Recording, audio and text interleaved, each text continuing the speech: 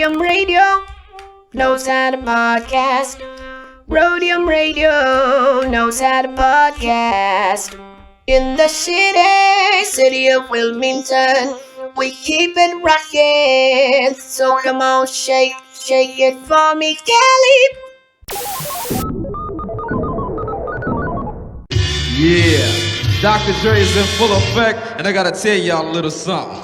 Eazy-E is down with us. MC Ring, you know he's down with us. DJ Yella is down with us. Arabian Prince, you know he's down with us. Tony A the Wizard is down with us. JJ Fag is down with us. Timmy T, you know he's down with us. DJ Pooh Boy is down with us. Toddy B and Spade, they're down with us. My boy Ice Cube, you know he's down with us. I like to mention, so pay attention to where I'm from, Compton, but the tapes are from the Roadium. My name is Dre, listen while I play. And by the way, I'm also down with NWA. Yo, Steve at the Roadium is down with us. Slanging funky tapes, it is a must. We're number one. Tony A. Tony A. When you're ready, go. Welcome back, everybody, to Roadium Radio, episode 39, and I'm your host, Tony A, the motherfucking wizard. And I got a couple of announcements I got to make before we jump right into it. The Roadium Mixtape DOCUMIXERY. I know you guys are probably tired of me mentioning this, but you know what? I promote myself until it pays off. So once again, those of you that have seen it, and go ahead and go to rhodiumradio@gmail.com and submit your 20 to 30 second video of what you thought about it. So far, all the responses have been overwhelming. So I want to thank everybody who has done that. Once again, the offer is still available for $10, 2 CDs, 2 mixtapes, which is 24/7 and high C. You can get those two while supplies last. I only have a few more, but you can get those 2 CDs for for $10 at DOCUMIXERY.com. So other than that, we are on all major platforms. As a matter of fact, if you don't find us on all platforms, please let us know, and we'll make sure to get it up there. But so far, everything's been going good. Everything's been going great. We had a hell of a time last night with the Mexicans, but today we're going to have another hell of a time with my special guest today, a West Coast legend, none other than Chris the Glove Taylor. Thank you, my brother. What's up, y'all? Thank you for coming, man. Thank you for having me, Tony A. All good, my brother. You know what? I had a quick question. How was the drive over here? Because you know that LA traffic, man. I came over here on the South Bay curve at between 6 and 7. It was like the slowest motion. I think I was like 2 miles an hour the whole way. I was like, man, he lives. Oh, I gotta go. Oh, that's far. No, it's not. It's traffic. Traffic. That LA traffic is insane, man. You know, it's funny because I talk to a lot of people that just want to move out of LA simply because of the traffic. But for me, to be quite honest with you, LA has always been home. And speaking of LA, in my book, and a lot of people's book, you are considered a West Coast legend. You were here when hip hop started here, you know. So for the people that may not know, where was Chris the Glove raised at? Well, Chris the Glove Taylor was born in Hollywood, actually. There used to be a hospital called Cedars of Lebanon, which merged with Mount Sinai, became Cedar Sinai. Okay. Right on Hollywood Boulevard, right off of there, became a blue children's hospital. You might remember that blue hospital. That's where I was born, right there. So from there, man, it's all South LA, bro. I mean, I was just talking to the buddy that was like, I used to live on 77th and Harvard. He was like, what? I was like, yeah. He was like, man, I lived on Vermont. I don't know you. I was like, cause I went to Raymond Avenue, and the Brims and Schoolyard Crips was like, you couldn't go over there. It was battle zone. So you had to stay, you know, I was a little kid up until I was 11 or 12. Then I moved to 120th and Normandy. I was going to Henry Clay, you know, and all of that.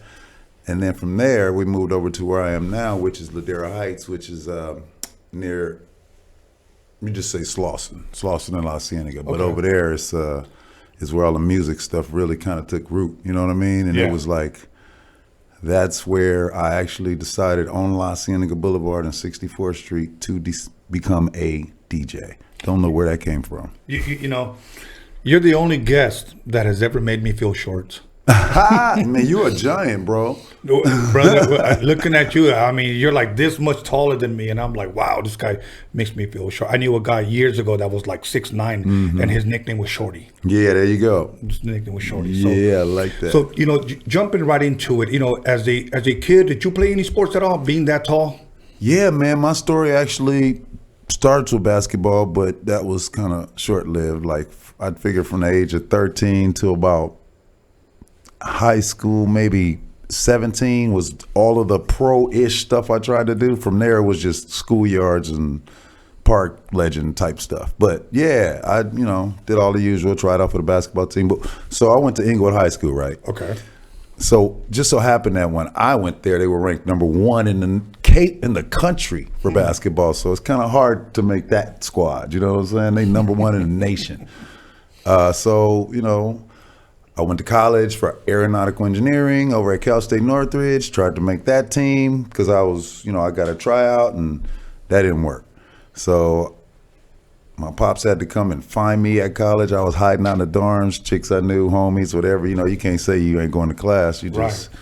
So he popped up on me and took me back home. I'm walking down La Cienega. I'm like, what can I do that I can be the best at? Because now I'm on the path of junior college and, whatever that comes from. And I'm like, okay, well, I can't be a rocket scientist because I failed that. So what am I going to do?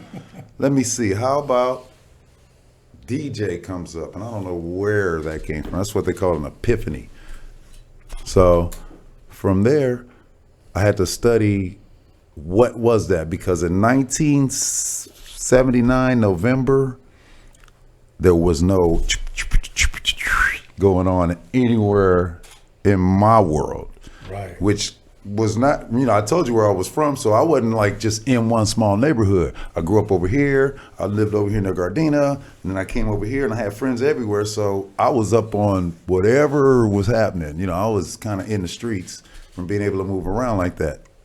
Cousins and such. So a lot of guys that were landlocked like Compton, they stayed there. They didn't go nowhere. Right. I remember getting Easy and Dre to come to Hollywood was rough. When there was an NWA, it was like, yo, come to Paradise, man. Nah, we good. So, but anyway, now he lives in, Right.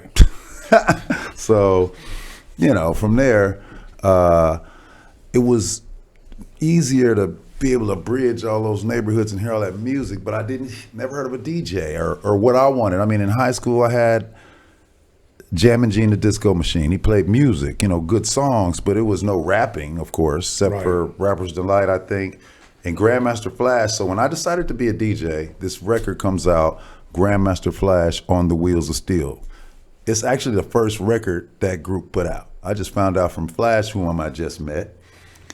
He told me that was the first release, and then the records with the raps came next because they were introducing the DJ, the first name. The DJ is the original B-boy. When we play music, they rap. They want to make you think that they go to a party and start rapping and people dance, but that's not really what happens. If you go to a party, you're going to hear music from down the block. Yes. Yes. So, it's funny that you say that story about Grandmaster Flash on the Wheels of Steel. And I'll tell you why. Because me being the Mexican kid here in the city of Wilmington, I was going to a school called Wilmington Junior High, okay? And one of my friends named Nathan Gale, rest in peace, he was killed soon after high school. We were in, I want to say 7th or 8th grade, and I remember I waited for him after school. He ran all the way home, then he ran back, and he had a record, and he goes, I want you to listen to this. The reason why he wanted me to listen to it is because I saw scratching for the first time on TV. It was a commercial. I don't know if it was a commercial or something of Grandmaster Flash. That famous one where he's scratching in front of Fat Five Freddy and he's scratching behind his back. Yeah. Well, when I told him that, he goes, I got that record. I go, what record? So he brings it to me. He goes, take it home. So I remember I dropped the needle on the home stereo, and the first thing I heard was, say. You say. Oh, man. I say, wait, what did he just do? Like, what was that? Like, I didn't know about mixers, turntables, none of that. Right. And this was 19. So how old are you?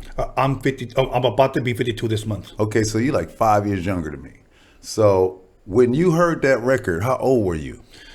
I would say I had to be in about 12 or 13 years old. Whoa, see, that's what trips me out, man.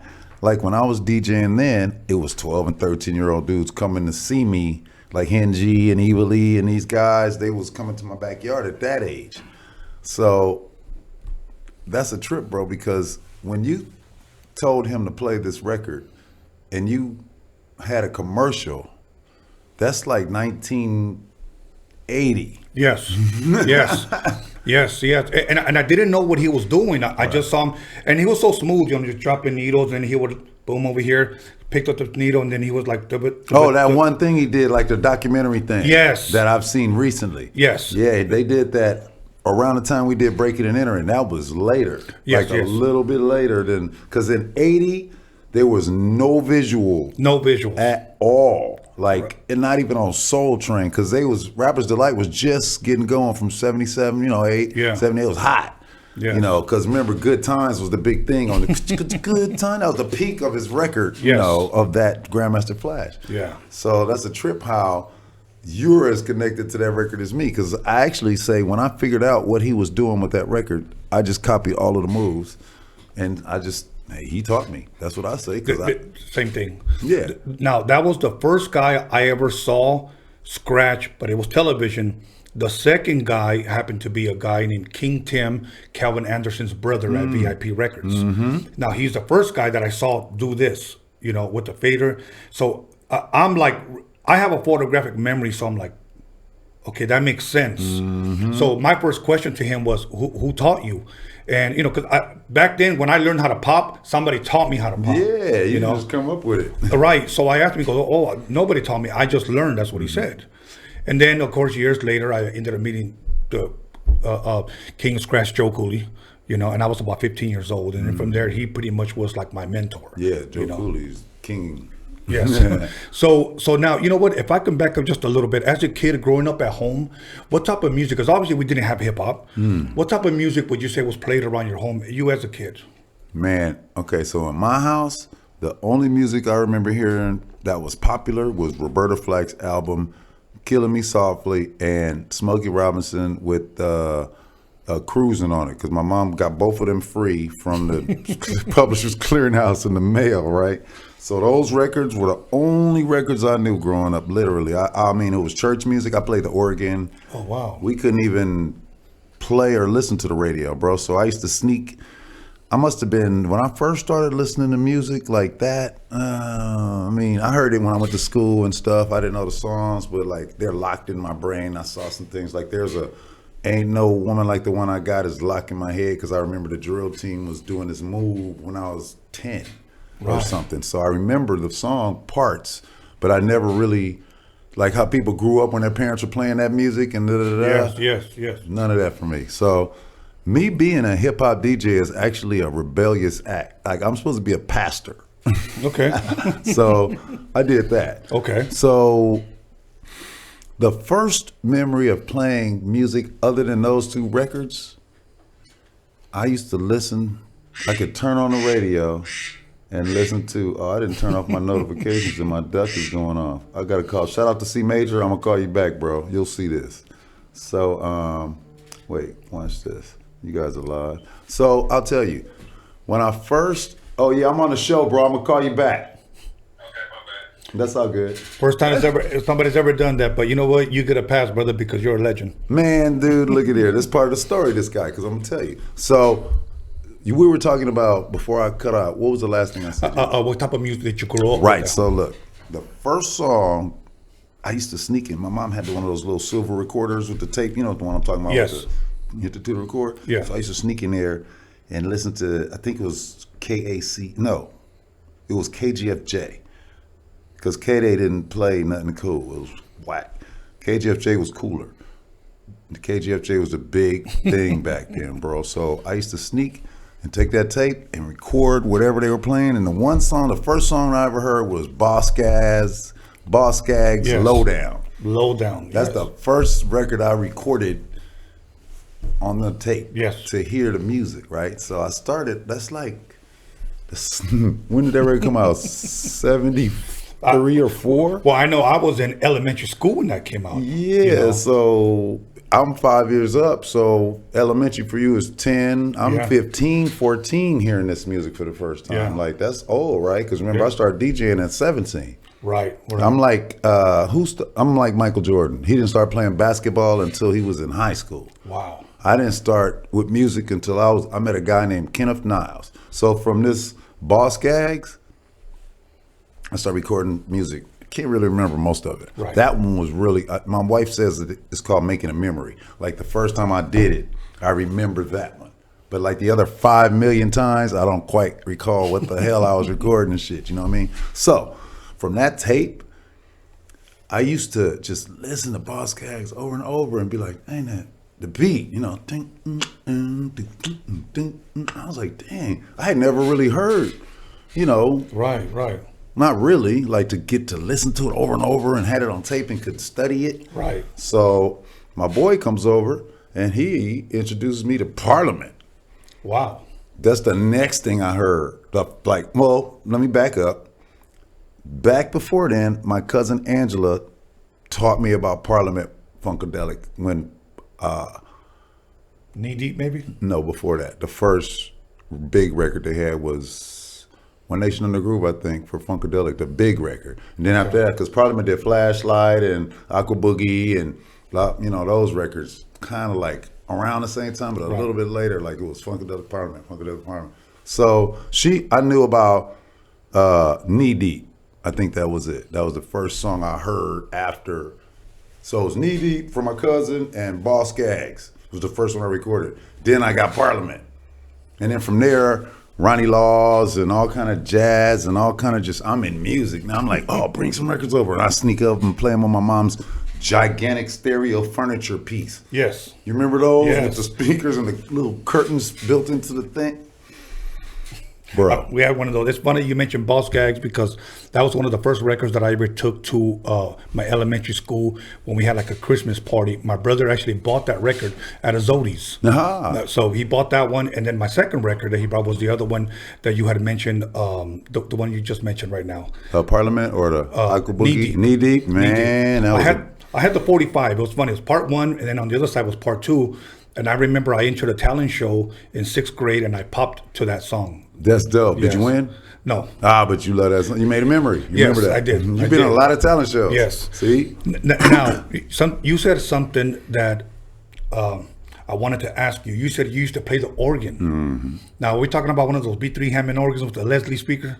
Yeah, so check it out. So when I was 9, my mom took me, I used to sing, and I went to this Methodist church. If anybody knows what United Methodist Church is, it's like a Catholic church, but black people, basically, almost. You got to wear your acolytes, I was wearing the robes and lighting the candle, so then I used to sing, right? I was in the choir, I had this voice. So she took me to be in this group called the Mitchell Boys Choir. I was supposed to tour all over the world, but I didn't make it, just like the damn basketball. So that was my first crushing blow as a musician. My vocalist was like, you were great, but they had somebody already doing what I was doing. I didn't know it, who cares? So I then said I wanted to learn how to play an instrument. So my mom was like, okay. So I started taking organ lessons, yes, on a Hammond B3 organ with a Leslie, but the Leslie is usually not attached. Right. It's just got a speaker with the vibrato switch. Yes. Okay, so the man who taught me how to play the organ's name is Toussaint McCall. Toussaint McCall is the only person who had a gold record playing the organ, like how Billy Preston did with the piano, but Billy Preston had Willie Go Round in Circles. Toussaint McCall had a record that was a hit record from playing the organ. I forgot can't remember the name of it. He taught me how to play the organ.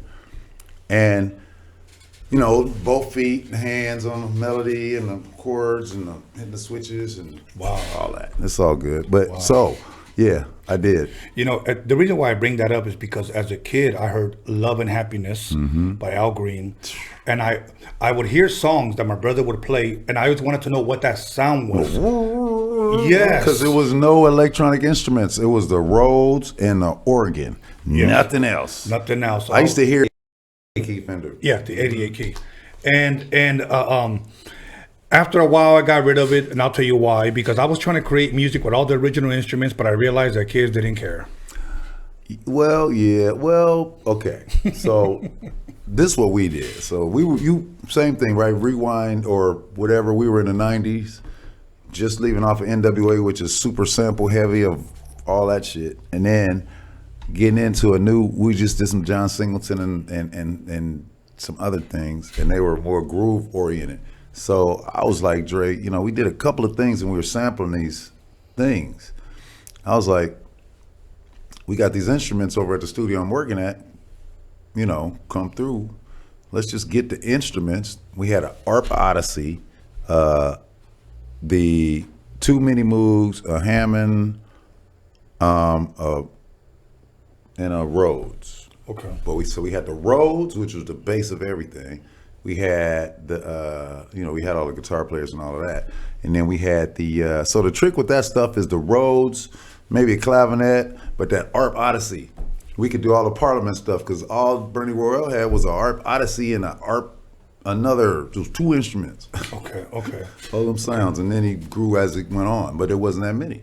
So, and Ohio Players and all them, it was the ARP.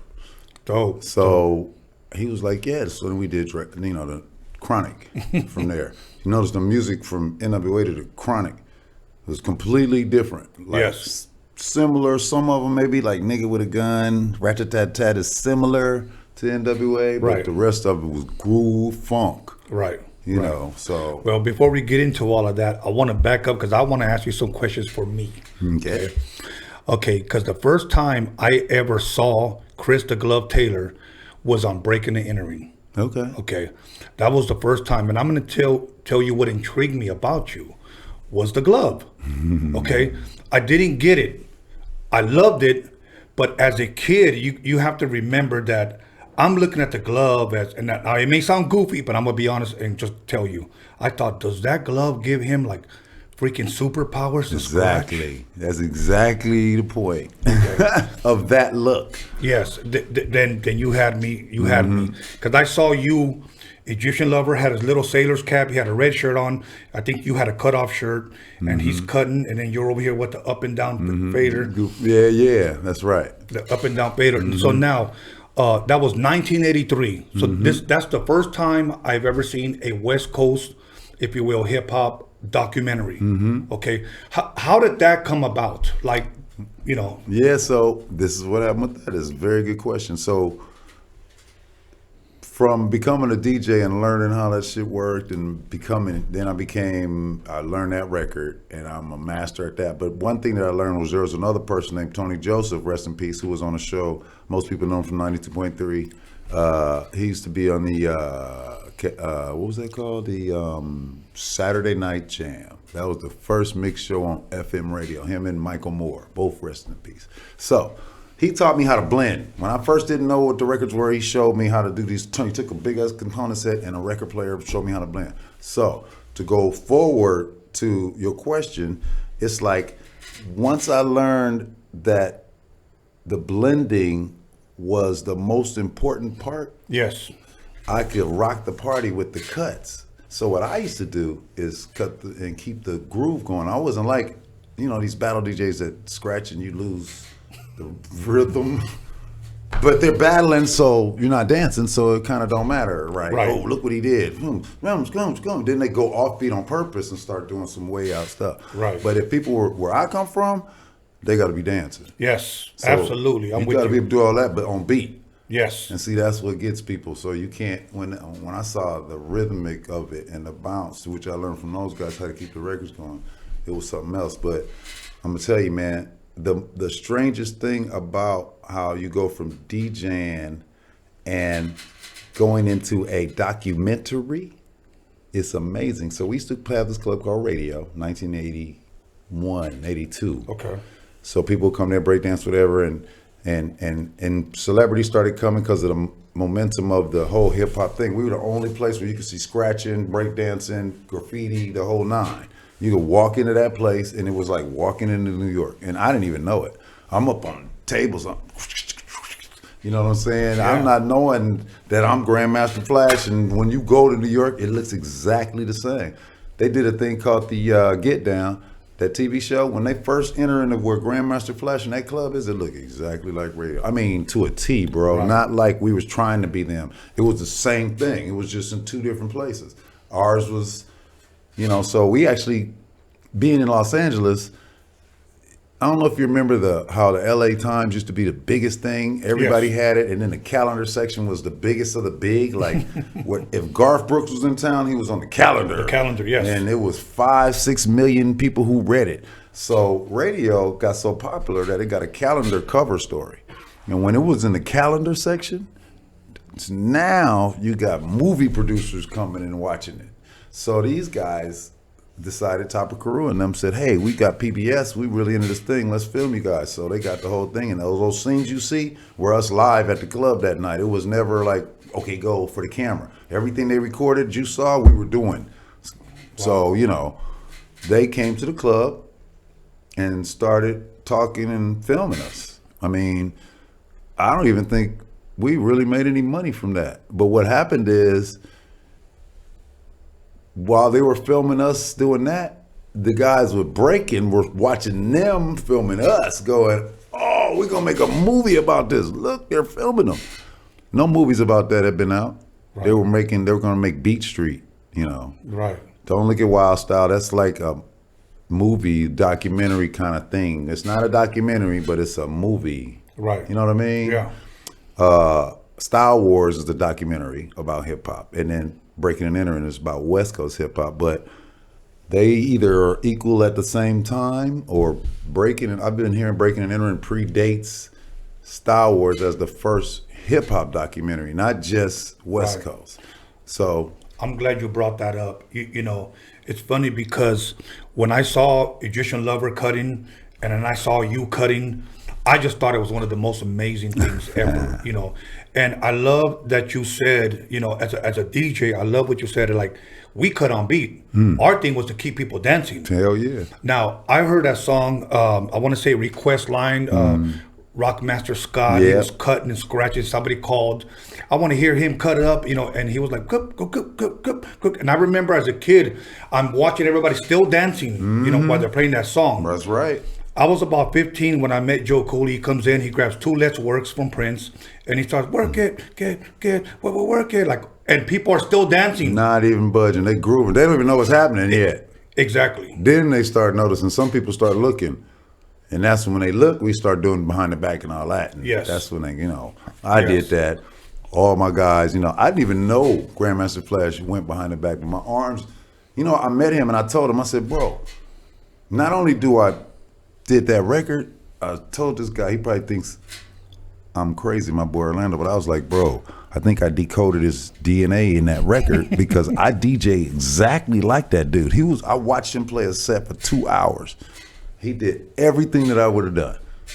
Literally. Wow. The way he would cut and blend and what songs and when I just don't talk, but when he talked, the whole vibe, I was like, whoa, this is deep. Like, I just heard myself play. Seriously. And he was like, man, because I'm a freestyler. So he was like, I had to play 70s. So he had to just play only 70s. So he had to just kind of feel himself a little bit and find his way. You know, you don't know 70s by heart when you're usually playing whatever else. Right. So he was rocking, bro. He was selecting the right cuts. And I was like, damn, it's a trip. I even told him. But I wrap around the turntables the same way with the arms, and then that's the thing. But when I started, there was no faders. I started with knobs. I used to use the Bozak, and I used to do my cuts with 2 knobs. My fingers are so long, I could turn 2 of them at the same time. Wow. And like, it was weird, bro, but I know how to spin them. It's a trick you learn with the knobs. That fader thing you was talking about, when he was doing that, I had been DJing before that. Right. When that fader came, when I saw that crossfader, the first mixer I think I saw it on was a Realistic out here, because I had never been to a pro audio place. Right. They didn't have that shit out here, Right. pro audio. They had the Federated group. And you could get Federated, wow. Right. So that's where I got I think it was a GLI or Gemini mixer, my first mixer. Probably a GLI, one of those. Now, on that said, if you can remember when you and Egypt and Breaking and Entering, What type of turntables did you guys have? Because I don't know if did you guys have 1200s? Because I was looking in and see if those were 1200s techniques. Okay, so this actually goes into kind of how I got that name, the glove. Yes. So Please share. the equipment that was used at that always at radio was rented to them by the guy who kind of put me, like, once he saw that I was playing records. I forgot how I met Jerry, but shout out to Audio Entertainment. I used to deliver his gear, so they would rent. When I first started DJing, I was on SLB1 turntables. They're belt-driven turntables, and if you touch that turntable, it's, you know what I mean? It does not work with you. Excuse me. I used to use wax paper, and then I cut felt. First, I had wax paper with the rubber because there ain't no slip pads. Right. So I'm like, okay, this is kind of cool right here, the wax paper. So I used to cut the wax paper and put it under my, learn that. And then, because it was a backspin, you can't do that. See, first, before you get on tour, you got a backspin. So the whole wheel turns, not just the record. So it's an art to learn a backspin with belt-driven turntables. You're going to fuck up. Let's work, you know what I mean? Instead of, let's work. Let's work. You could do, so I got light fingers on that. So when I went to go over here, meet my man Jerry, I was like, what are these? They was 1200. I was like, dude, I kept putting my finger on the thing. The thing I used to slow my records down with, the little knots, cut my fingernail like, oh, this is great. You can just like, this is like taking off ankle weights. You know, this is incredible. So those turntables were 1200s because I used to take those and deliver them and wear these great big supersized long gloves because I used to deliver Sherwin Vegas with them and they would pinch my fingers all the time with the metal corners. And the DJ, you know, we get manicures and shit. Right. I was like not feeling that. So I had some like that dude right there is overly dressed. That's how my gloves were. So when I went to deliver the gear, they told me, well, you know, we heard you're a DJ. I was like, yeah, I'm dope, bro. I'm the best DJ you know. And they were like, okay, dope DJ. What's your DJ name? And I was like, DJ Chris. Like, epiphany. They was like, when you come back, we want you to come DJ tonight at 11. When you come back, we're going to have a name for you on the marquee. So I came back, said 11 p.m. I was like, yep. The glove, I was like, must be me. Went on and been that ever since. And I've been telling people it might have been another guy who was late. What the hell? How did he take my name? You know what I'm saying? Right. But hey, first time I got my name, it was in lights. Dope. It was cool. Well, here's what we're going to do. We're going to go ahead and press stop on the 1200 right there. And we're going to come back after a 10-minute break. Okay? So once again, everybody, you know what? I'm just like a kid in a candy store right now. So, you know what? Call somebody and text somebody. Right now, don't slap them. As a matter of fact, go get your popcorn, okay? And get a pencil and a piece of paper and take some notes. Because we got a West Coast legend in the building. We'll see you in about 10 minutes. Chris the Glove Taylor and Tony A. Wow. Only as a kid, I would have ever thought of saying that. Aha, we together, dog.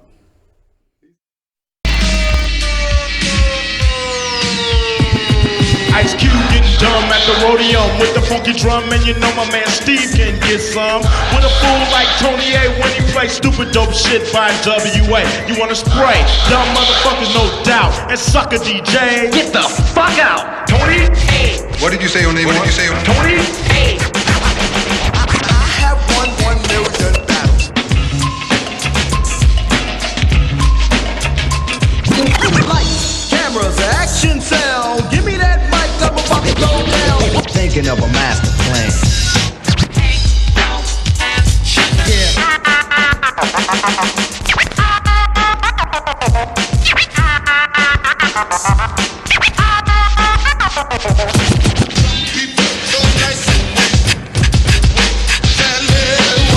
This story's funny. I met this girl and she had money.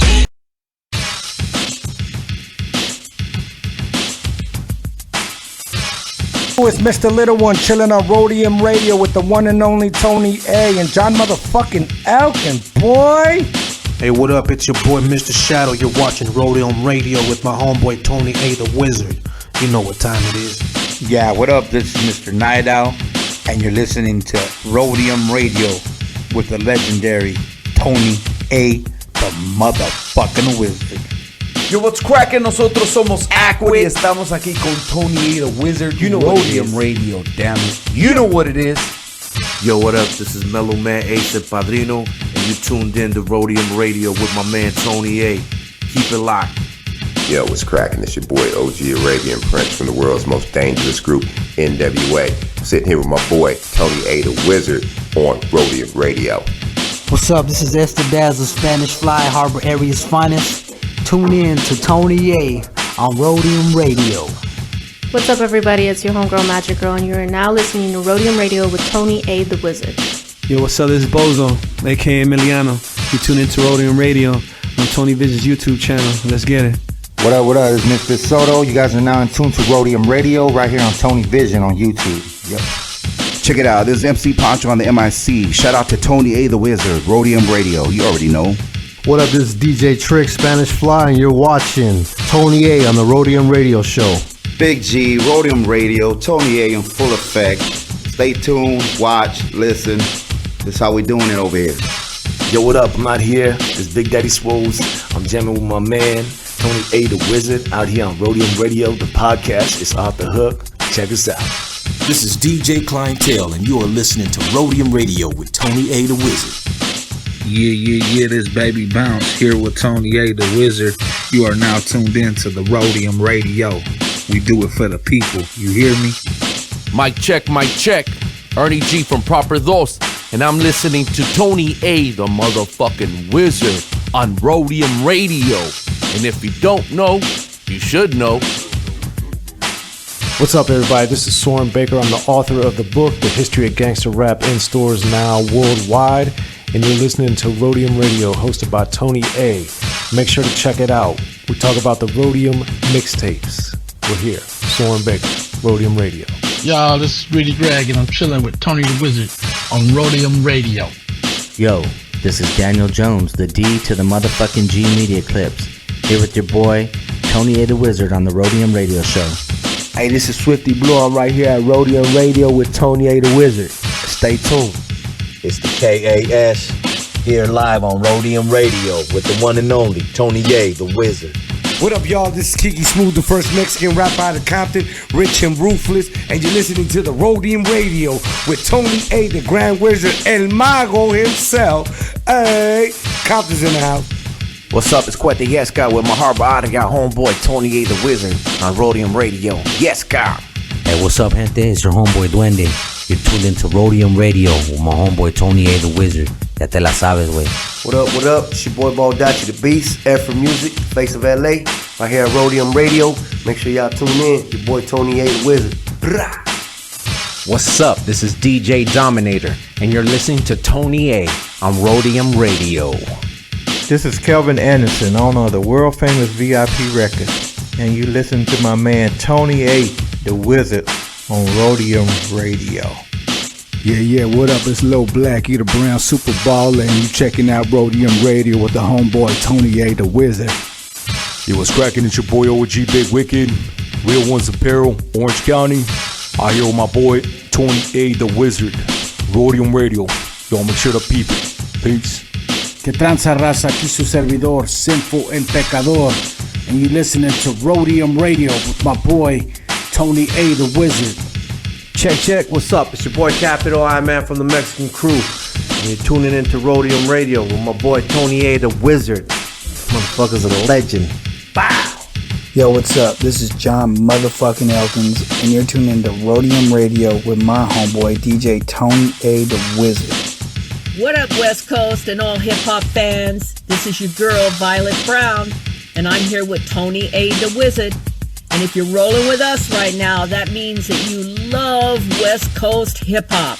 And if you want to know the real deal from the real players, the real people behind the scenes, you better pick up Tony's new film, Roadium Mixtape DOCUMIXERY. You get it by going to DOCUMIXERY.com. You better get this, and I want to do a special shout out and a rest in peace to my man Steve YANO. I'm out.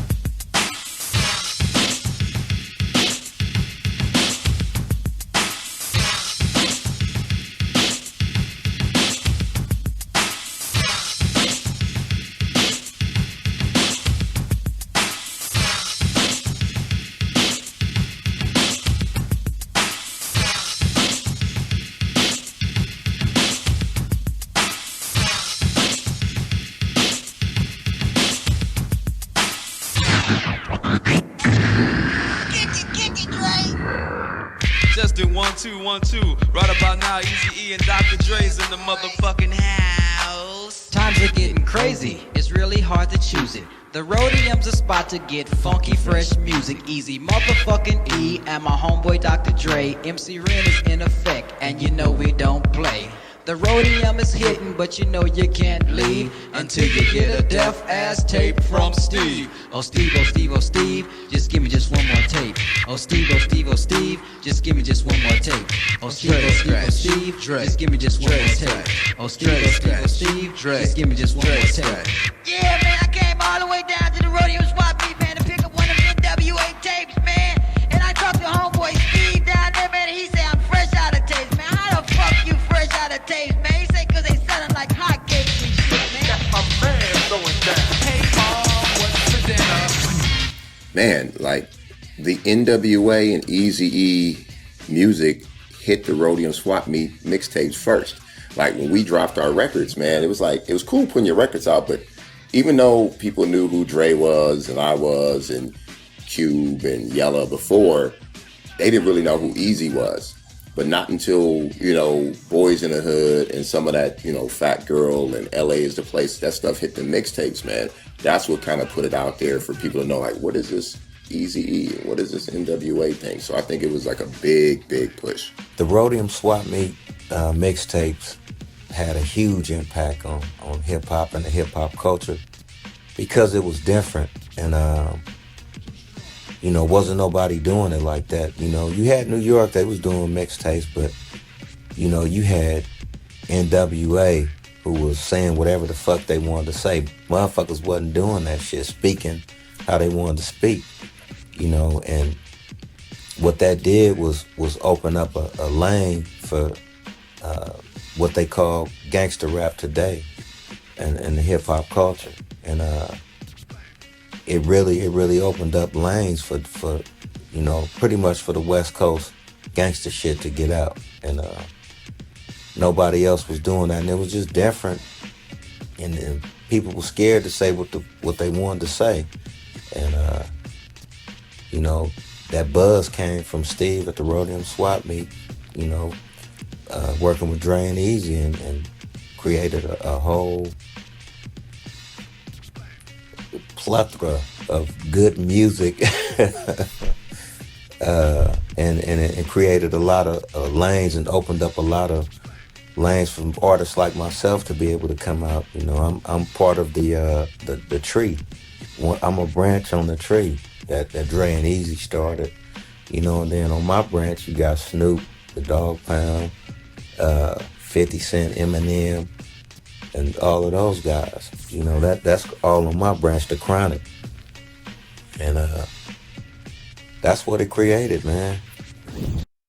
Yo, right about now, Dr. Dre is in effect. Cold tearing shit up with my man Steve at the Roadium Swapmeet. And we here to lay it on the line. To all them sucker niggas out there claiming our tapes and shit, we just got one thing to say. Live like your boy, your ass is mine. Live like your boy, your ass is mine. Live like your boy, your ass is mine. Yeah! Now my name is Dr. Dre. I got the baby. Now my name is Dr. Dre. Now my name is Dr. Dre.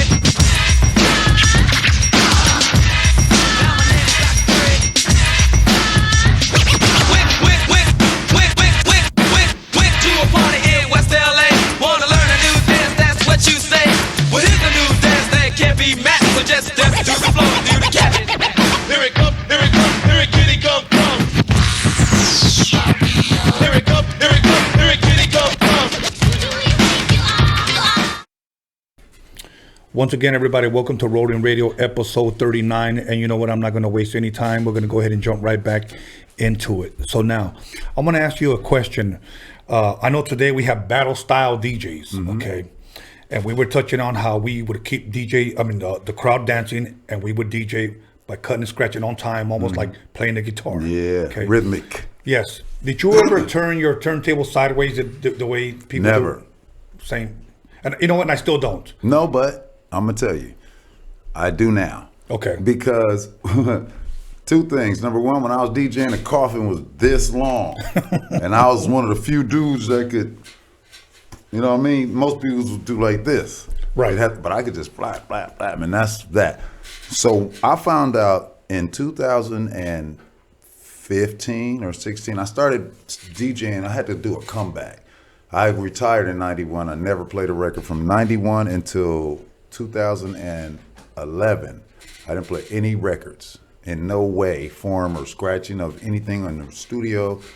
I did most of my scratching I do off the Triton. I didn't even use, because I figured I can scratch. I don't need to go get a record to make it good. And I would use sounds and do them off of triggering and stuff for a while, TV stuff, all of the stuff I did scratching on. For that stuff to do quick was layered off with, production. But the turntables, I found out the console got shorter by like this much, bro, like a foot. And then there's a super duper thing about that. When you turn them sideways, guess what? How many times have you been at a party and you turn and hit the arm and you just put it back on? When you turn them sideways, they not in the way. Them arms are not here. So you can cut without hitting the tone arm. Me, I had to know how to, because I used to needle drop with part of it. Right. See, so I knew how to not fuck up the tone arm, because I had to know how to not fuck up the tone arm. These cats just said, fuck, I can't DJ. And so they cheated and turned them sideways, and now they can go between. Right. So that was just a cheat code. To me, I'm gonna be honest with you, I still have them like regular. Now, the reason why I have them regular, because it keeps modern DJs off my turntables, because they want to say, "Can you just turn them?" Nope. That's it. I have them there with my my cases, my mixer still with the lip. I bring them in, and I've always been fast on the turntables, and I got long arms as well. So most of the guys, can we just turn it? Nope. But you know how to get over it. So yes, exactly. It's a skill. That's a skill. Now let me ask you this: can you remember who bought you, or how did you save up, or how did you get your first set of turntables? Yeah, I got a story for that one too. So remember, I was telling you that I was going to school for aeronautical engineering. I wanted to design this thing that could fly out into space and come back, because they kept shooting rockets. Then as soon as I get in college, that secret space shuttle takes off. Like, oh, well, that idea came. So I'm not on a basketball team. Space shuttle just flew off. I'm fucked, bro. I'm like, I got no ideas. I'm 17. Like, shit, life's over. 17. Yeah. And so I go throughout this epiphany of DJing and all that. I go enroll in Santa Monica College, right? So I try to get into broadcasting crap, but that is like a whole nother thing, man, and it's political and audio-visual club type shit. Right. I'm not that guy. So I was like, radio, DJ, it's starting to sound like the same everywhere. You can't really, mobile disco wasn't really something I knew of at that point. It was happening, but the DJs were playing records, like DJ Reg and these guys were Disco Daddy. They were playing records. They wasn't cutting and scratching. So when I was like, man, this whole thing is growing and growing, and I'm like, okay, well, Uncle Jam's Army and Capri Club and all these things start popping up, and these DJs are still, they're playing hot records, but I'm like, okay, well, damn, how do I get this gear? So I get a student loan, $2,500 from the school. Wow. For books and stuff, whatever, car to get to school. I went to my dad. I was like, okay, so check it out, Dad. I'm not really feeling school so much. Like, I got this idea though. But I had the money, right? So I said, and I got $2,500. Can I get this stuff? It costs $1,800 or something like that. He said, yeah. So I gave him $2,500. And I got the stuff. I guess it costs $2,500. Yeah, right. Not 18. But Pops, rest in peace, he allowed me to get that stuff. He set it up at the house in the garage and allowed me to learn how to do it. It was like whatever I wanted to do, my parents were always, well, you want to make black skulls with teeth? Here's the stuff. You want to do the Pink Floyd coasters? Here's the stuff. Go at it. They just, whatever it was, man, any kind of crazy idea, like cannabis, I got an idea. Tell my mom, hey, Mom, can I grow weed? Is it legal? It's legal. How many can you grow? 6. Do it. Like, it's cool, right? So, took the $2,500, got the turntables, but I still needed some stuff. Like that was like the beginner kit. Right. A 1200 cost like $1,000 back then. You know what I mean? Exactly. Now let me ask you this: when you first started dropping needles, can you say that you were a natural, or can you say you eventually just got good? I think I just got good because what happens is you have to put records, put them on there, and like for instance, they would bounce. Like it would be a piece of rubber. It used to be a black rubber thing that come on the turntable, right? Yes. And when you put the record on it and you put the needle, it bounces. It bounces as well, so you could go to grab it. So you take that rubber off, and it's just this, and then you put the record on there. It's not bouncing the needle when you tap it. Like I had to learn all of that shit. It was bananas, bro. Do you remember what mixer you had? The first mixer was black and orange, and I want to say it was a Gemini or a GLI, but I'm not sure. But after that, I was straight Newmark. Dope. Yeah. Now, you enter into, you said radio, so you're referring to Radiotron. No. Okay. So, Radiotron, this is something I'm going to go all over the world and tell everybody because they got it all mixed up. Please. So, remember I told you that there was a documentary being filmed already? We already had cameras and shit on. So, when I started DJing at that place, I met cameras and movie. And ever since I met cameras, they've been in my life ever since. So at 19 years old, I'm at radio, I'm DJing, we got cameras, they filming that movie now. We're just like, go, bro. It was not, so what happened with radio, it's called Club Radio. The calendar story, Club Radio. Everything's Club Radio. So while they filming the movie, dude was painting, like imagine that said road, but not yum. Right. It just said road. He was busy painting and it said Rhodium Radio, just said road. And then the dude was like, they were arguing about the place because it turns out it seems like there's a tale. It's unconfirmed on both sides, but I kind of believe it because of who told me. You never know the guy to lie. He said that the guys who were promoting the club at the time were renting it to the movie guys without telling the building owners. Like they were like, you didn't own this, but you got a show. And I came and said, I want to film a show. But it's like his building.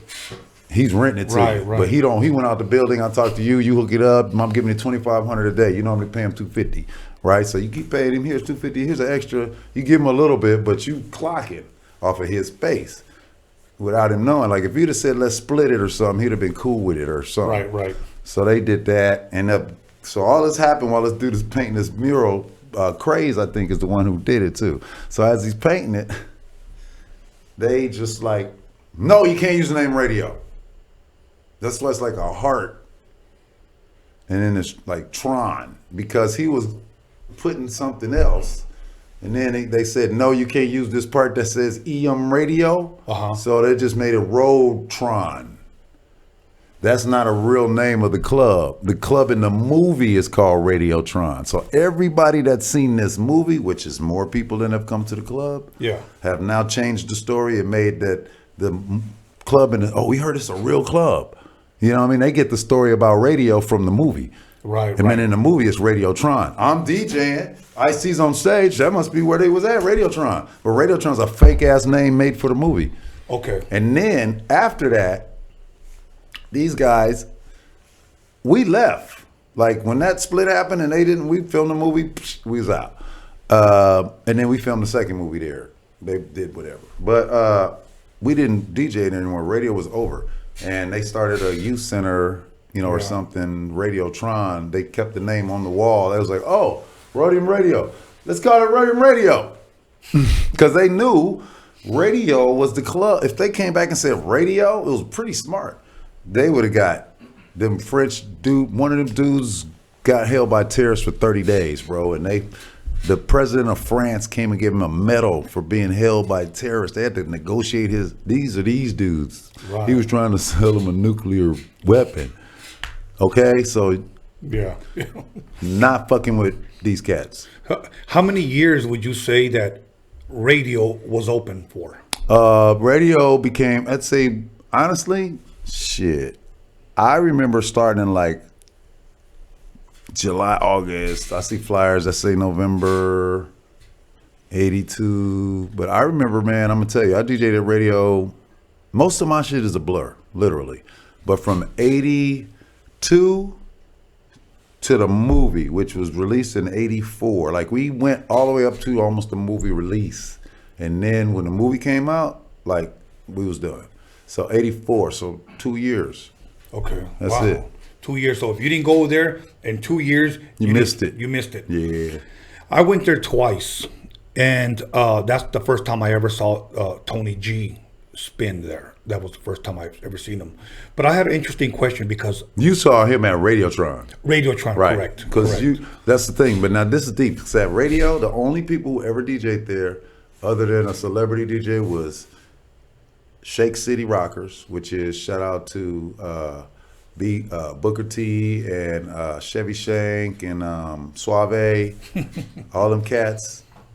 They were like the bane of my ass at that place, bro. They always wanted to DJ, but it was like, bro, I'm here. I come in at 11 and that's it. Y'all could DJ before then or after I leave at 5. But I'm rocking this motherfucker. So whenever I go to the bathroom or something, I can slide in. But then it was me, Shake City, they were the openers, and then Egyptian Lover. He used to come because I used to DJ with the Uncle Jam's Army events. I just pop up and just play. When he turned his back, I'd jump on the turntable. When I turn my back. We both met at Playpen. Okay. So that's when I started DJing and met him. And it was like same time, 83, 82, 83. And when I first saw him, I was like, that's the first person I ever saw from LA. All them Shake City dudes are from New York. That was the first person I knew from LA that could do what I did. I never had seen anybody do it. This was in probably 1982 because we did the movie in 83. Right. So in 82, it was just, I mean, I saw Egyptian, I was self-formed. I never saw him. I heard him. I was like, started hearing about this guy. Right. Egyptian Lover. What the fuck is that? He's like Prince or something. I mean, and, right. You know, and then later the Arabian Prince. And I'm like, oh, these guys are clowns, bro, with these names. Right. Then right. I seen him DJ, and I was like, okay, they good, I guess. You know, Right. Egypt was so smooth, bro. That's what I hear a lot. He was so smooth. He was like me, exactly, bro. He didn't miss a beat. He's still the same way. You don't miss a beat. And see, me in Egypt used to do something. Man, Rab used to do it too, Arabian Prince. And then we got, you know, I guess Aladdin and all of them cat got it, you know, because they're like our kind of descendants. Yes. You know yes. what I'm saying? Relatives, all love everywhere. All great DJs, way greater than me or whatever, but trip. We used to DJ at 45 speed to practice at all the way maxed, fast as you can play them records, to be faster than anybody. That's why you see it's times where you'll see a cat be like, it's time to, because we was doing it, we was, it's like regular speak. What? I'll play it backwards better than you could play it forwards. You know what I'm saying? Like You know, so I'm glad you're saying that because one day Joe Cooley sees me cutting up It's Time, and I had him on the green. Now I'm just a youngster. I had him on the green, and he takes off the needle, takes off the record, takes off my scratch pad, and he takes off the plate. He grabs a screwdriver and he opens it up. Okay, and he turns that little knob where you speed up the turntable. Then he did the same thing, did over here, matched them up. Okay, cool. Practice with them all the way up. And that's how I... That's right, bro. That's how you got to do it, man. That's like something we did. But, you know, I'm sure they did it. I didn't show him that. I did it. Right. Nobody showed me. We kind of are, we have ingenuity. I think he figured that shit out on his own. Like, hey, shit. I don't know anybody telling a story, oh, yeah, I showed Joe Cooley how to speed up the table. I never even did that. Okay. Opened up some 1200s? Some 1200s. You had 1200s? Yes. Fuck, y'all was rich, bro. Well, they were used, shit, but I had a paper route job. 1200s? Yes. When you was a kid? Yes, when I was a kid. Shit, yes. Bro. But realistic mixer, and of course with the little click in the middle, click, click, click, click, click. But after a while, but going back so fast and putting some oil in there, that should be sliding like butter. So, yeah, but you know what? I love staying home. Like I repeatedly say on this podcast, I was never that guy. Let's go out with the girls. It's Friday night. We got some 40s. I'm staying home because I was in love, man. I was in love with my turntables. Yeah, right. They mean everything, you know. But now, I seen you a lot on the doc and on the movie, and I know you did production for Ice-T. How did you meet Ice-T? at the club. So that night I come in there at 11. I start playing records. And then this guy comes over to me and says, okay, so around this time, you know, play like an instrumental. I'm going to say something. Like, I rap. I'm like, okay, I'm Love. He's like, I'm Ice-T. I met him on stage. You know, like, okay, we're getting ready to go. Okay, ready? Tune a A flat. 1, 2, 3, 4. You know, it's basically, well, okay, we playing together? Okay, let's go. You know what I mean? So I started playing records, and I would cut, and I was the first DJ that actually sounded like it was me, Egyptian Lover, and Shake City, and then I even had other DJs that came, but he rapped about me. He could have rapped about all of us. It wasn't, nobody told him to make that song about, he could have rapped about 6 a.m. I didn't give a shit. This is how that record came about. So I met him at the club. Yes. And he's a great fucking mentor dude and been my big brother ever since I met him, right? Told me all kind of shit on life that's worked to this day. So then we did Breaking and Entering, you know, blah, blah, blah, first dealing with music. And that's really the first time I made music, hip hop, made it. I was playing it, but I didn't make it. Right. So we making these beats for this. So we made those. So then we're doing this movie, Breaking. They're like, hey, we need music for these scenes. So I'm like, hey, I can do music for the club scene. So they say, okay. So I started with movies. I didn't make music for, nobody rapped on my records. I had the Breaking and Entering thing before anybody, what? They was rapping, but we was making records and using turntables and stuff, right? So from there, I made these 2 pieces for the 2 dance scenes, Reckless, Tibetan Jam. Tibetan Jam, no, it's Reckless and Tibetan Jam. They're the 2. So then they call us up and it's like, hey, dude. Well, really, they called me because I had to hire everybody. I had to find, lucky for Victor Flores had introduced me to a guy he said, call this guy Dave Stores. He got a studio. Salty Dog out in the valley. I went out there, we made all that shit there. So me and Dave did all of the parts. While you're answering that, I need to bring up that guy Dave Stores because I see him on the credits. Can you explain why he was on the credits? Because it was produced by Chris the Glove, but it would also say yeah, Dave we Stores. wrote it together, and so I just let what did I know? I was the artist because they asked me to do it. This dude helped me, so it was him. And Ice-T rapped, and that's what the label said. Nobody had records that had, this is all new. Yes. Like, who makes music for movie? This rap record was created for this fake rap club in this movie. Yo, we didn't just say, oh, we got this record called Reckless, put that in. That's how shit is now. Right. I actually composed it to the scene. I had to get it on beat to match the cats dancing and all that shit. Wow. So it was fun. Now, if I may ask you, and me being a, if you will, drum machine geek, what did you use to create those beats? 808. Just 808. Yeah, one 808 drum machine. It used to be an 808 drum machine. These kits started popping up in different drum machines, and people got a new name for 808, and they use like that sub is the 808 when that's really just one drum sound in the whole kit, let alone the drum machine itself does stuff to the drums attack and decay and stuff that you can't do, even with all these elaborate shit you think you got in your bedroom. Go get a drum machine and fuck with it.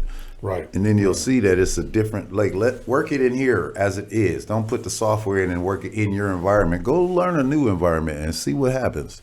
Right. That's how you grow. Cats want to go, I'm dope in my bedroom. I was dope in my bedroom too. Then I met the SSL. I got doper. Suckers. They're all suckers. They fall for the bullshit. It's like, Coke is better. Evil is good. You guys are falling for it? Like, dude, really? The studios is dope and empty and cheaper too. Good for me. Right. Shit. You know, I want to say it was like 87 when I first got introduced to the 808 drum machine.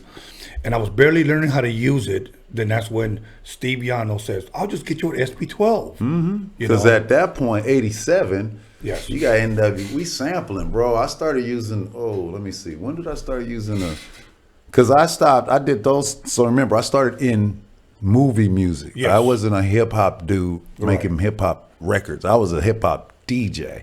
And the DJ runs the shit. Yes. So you a DJ. Yes. So I was just a DJ, not a producer. But I knew I could play and write music because I had written songs on the piano and stuff. So I was like, okay, I'm going to start doing R&B. It's way more money there. These cats getting $100,000 for a deal and doesn't get $350,000 over here from a label like Dick Griffey's label. You know, they giving away money for R&B, so I got into that. And I started working, doing turntablism for a lot of those, you know, people. Quincy Jones had me, Lil Silas Jr., other big producers. Did a lot of crazy stuff. I did stuff for The Police and all those artists over there on, but I forgot to mention, one of the nights when I first started, like within the first 6 months, this chick comes and wants to get up on stage. So I used to like take her downstairs. There was a room downstairs about half the size of this, and the ceiling was like in my head, under the stage, with a couch and like a couple of chairs and a table with with our rider on it, because we had learned how to get shit. Right. So she get downstairs and we talking to her. It's like, well, you got that record? I know your record. Okay, cool. We play it. So we go up there and play the record. She sings as Madonna, right? Wow. She's singing everybody, because my boy Jelly Bean was her boyfriend. Jelly Bean Benitez. Right. He's a DJ from New York, so he brought her, you know, but she's a freak, bro. She was trying to take everybody's clothes off. Like downstairs, she's taking off iced tea, trying to tongue kiss motherfuckers. And we like, oh, and then upstairs, she tried again, she been tongue kissing and taking off clothes since day motherfucking one. I saw it. Rhodium Radio exclusive, guys. Yes. That's dope. That's dope. Okay, so now, because let me tell you something. I remember one time I was a mobile DJ as well. Weddings, quinceañeras, backyard parties, home parties, etc. And I remember I fucking had that breaking record, the Reckless. Yes. I'm going to be honest with you, okay? I thought at that time that was the fucking dopest hip hop song out at that time, brother. And I'm not just saying it just to say it. Yeah. And I could tell my boy Derek, may he rest in peace. I go, dude, let me play this fucking jam. Let me play it, because I just loved it. And to be able to have the man who created that sitting right across from me, it's a fucking dream come true. Man, I appreciate that. You know? I didn't even know people liked that record like that. I mean, we sold 4 million copies of the soundtrack, right? But I'm dumb. I'm from LA. If I don't hear it on the radio, it ain't cracking. Yeah. So, I mean, I played it some, but we were doing these shows like Skateland and Riverside and Oakland, and radios now. We're not doing that no more. Now we bouncing around. Radio's over. Right. Uncle Jam Army having a party. Let's go to the Civic. Let's go to the Vet. Let's get up on stage. I mean, I'm just going to go up there and play records. Right. They don't even have, I get money off the house parties. I go over there and just get on stage. Right. So I had a question for you before we move on to other records that you produced. Scratch Dance, for us DJ geeks that love bootleg records. Can you share a little bit, when did you create that and what made you create that? So once I got that Grandmaster Flash and the Wheels of Steel thing down, it took like once I figured out same as I think Kool Herc, I had the volume up. My mom said something, I bumped the record or moved it, and I was like, because it sounded different in the headphones than it do over the speakers when it's live. It's like, woo, woo, woo, woo. He's moving the record with it up, the volume up.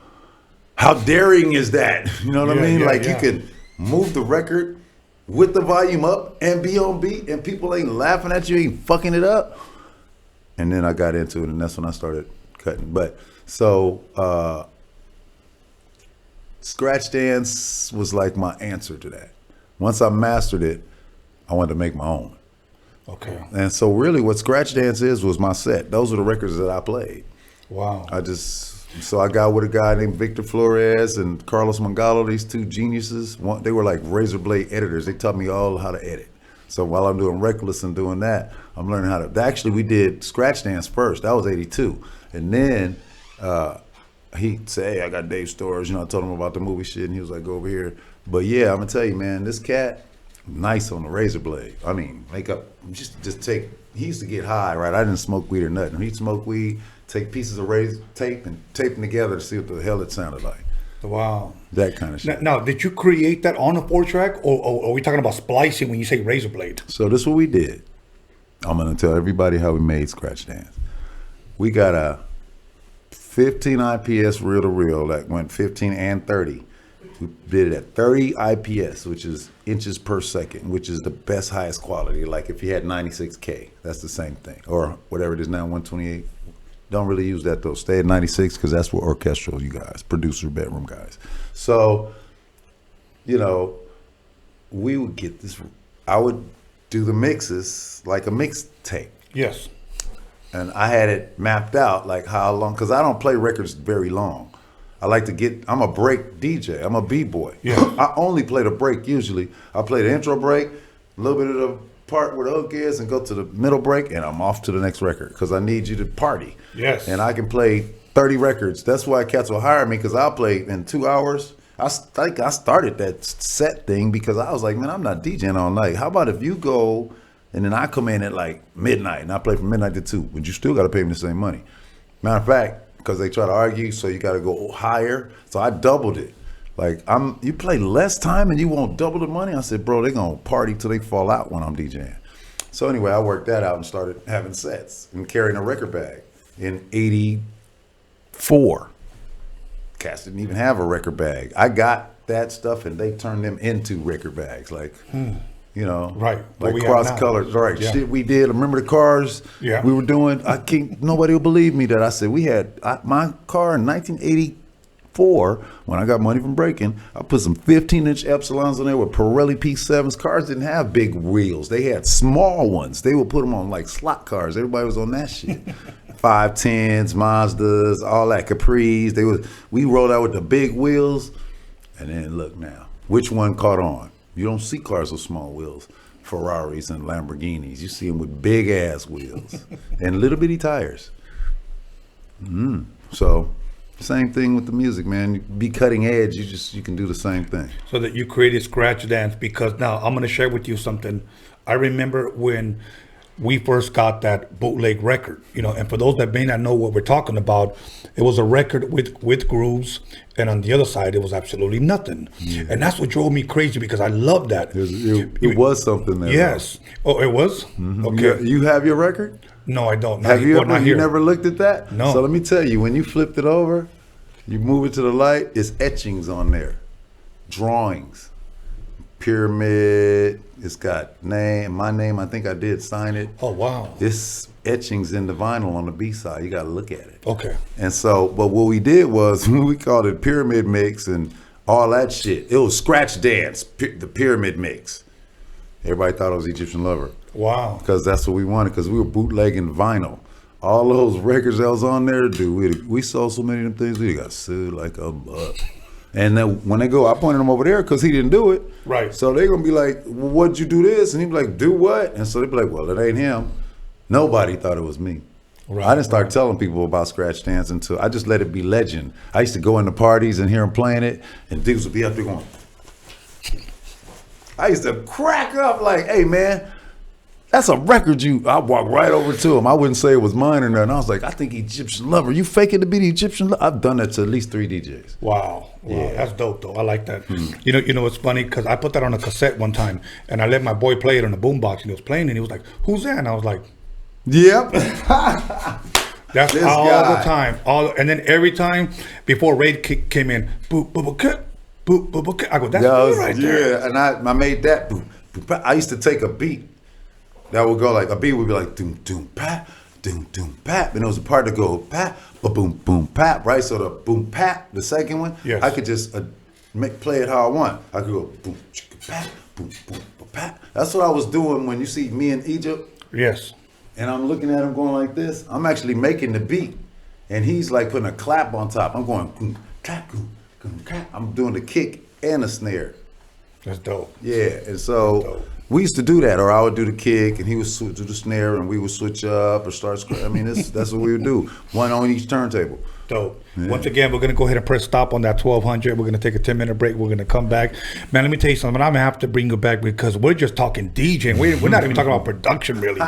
Man, I'm having such a great ass time. I feel like a fat kid eating a chocolate cake with chocolate all over my face. That's how much I'm enjoying this shit. Yeah, so man. So once again, everybody, call somebody, text somebody, slap the hell out of somebody, let them know they get their West Coast legend story straight. We're talking Scratch Dance. We're talking Ice-T. We're talking Radio/Tron. We'll be back in about 10 minutes, okay? Once again, Chris the Glove Taylor in the motherfucking building. Yeah.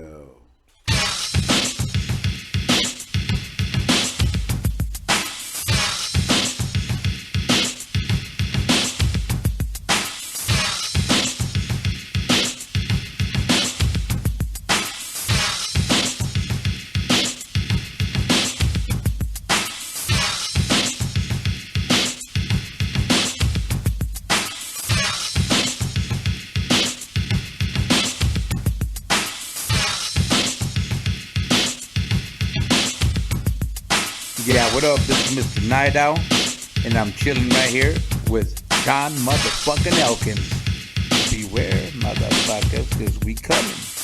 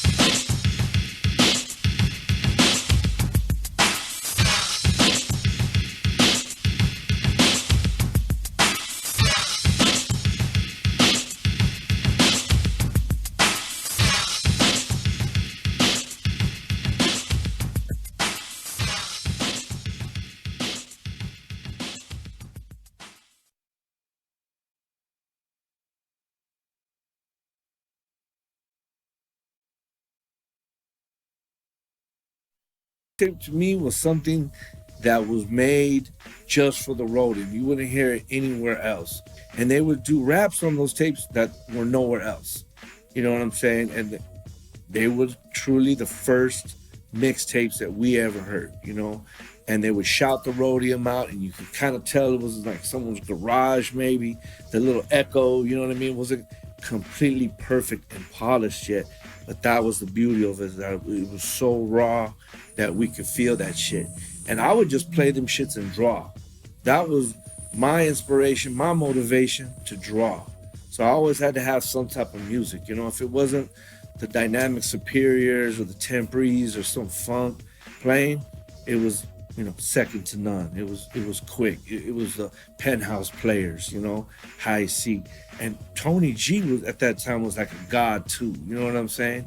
He was out there DJing Latin freestyle parties, and all the girls had their hairspray like a lion and shit, and hickeys on their neck, and man, pushing strollers, and we'd be like, ooh, look at, you know, these parties at La Casa and shit, you know what I'm saying, in downtown, and mini trucks, and beds were folded in the air like transformers and shit in the boulevard, coming up and changing and flipping, and subwoofers beating before the person even hit the corner. You get goosebumps, like, damn, and Elko would bend the corner on Dayton's, and you were like, ooh, that fool's strapped right there. That fool gotta be strapped.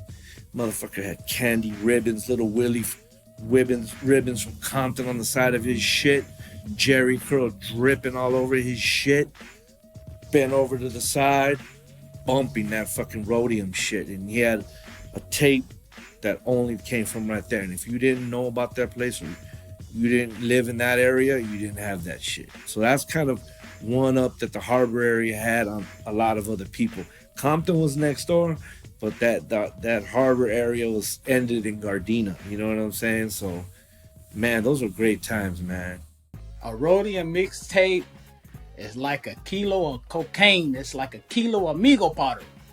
You get that shit, you cut that motherfucker open, and you put it in your motherfucking CD player, and you start listening, and you be like, that's dope, shit, this is dope. How you do that? But really, a Rhodium mixtape, bro, if you haven't experienced it, and you was in hip-hop back then, I don't know what the hell you was doing. You done fucked up.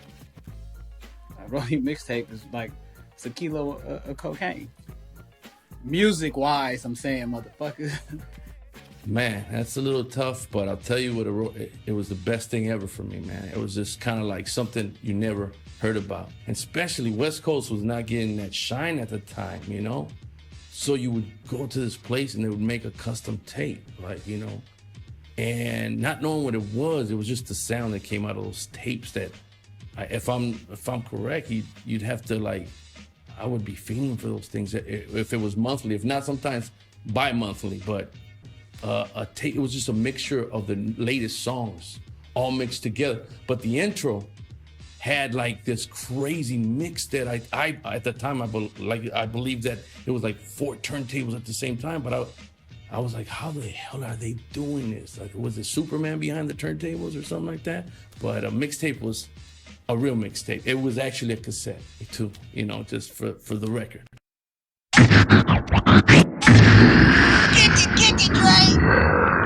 Just do 1 2 1 2. Right about now, Eazy-E and Dr. Dre's in the motherfucking house. Times are getting crazy, it's really hard to choose it. The Rhodium's a spot to get funky, fresh music. Easy motherfucking E and my homeboy Dr. Dre. MC Ren is in effect, and you know we don't play. The Rhodium is hitting, but you know you can't leave until you get a deaf ass tape from Steve. Oh Steve, oh Steve, oh Steve, just give me just one more tape. Oh Steve, oh Steve, oh Steve, just give me just one more tape. Oh Steve, oh Steve, oh Steve, just give me just one more tape. Oh Steve, oh Steve, oh Steve, just give me just one more tape. Yeah, man, I came all the way down to the Roadium Swapmeet, man, to pick up one of them NWA tapes, man. And I talked to homeboy Steve down there, man, and he said I'm fresh out of tapes, man. How the fuck you fresh out of tapes, man? He said cause they selling like hotcakes and shit, man. That's my man throwing down. Hey, Mom, what's for dinner? Once again, everybody, welcome to Rhodium Radio episode 39. Before we jump right back into it, I want to thank my boy Jen from Fashion Town. He actually blessed me with this shirt and blessed me with this hat. Jen from Fashion Town in the city of Carson. He's located on Carson Street and Western. That's where you can find him. So Jen, much love, much respect. I truly appreciate the gear. And if you want to get your Ben Davis, your Dickies, your Pro Clubs, whatever, he's got it. You want to get your hats, he's got it. Go visit my boy Jen, Fashion Town. So once again, my brother, it has truly been an honor and a pleasure to be able to chop it up with you. Sooner or later, we're going to have to make a part 2 because there's just so much more that I want to ask. So now, you're DJing, you're producing, what you're doing, if you will, started making records for movies first. Okay?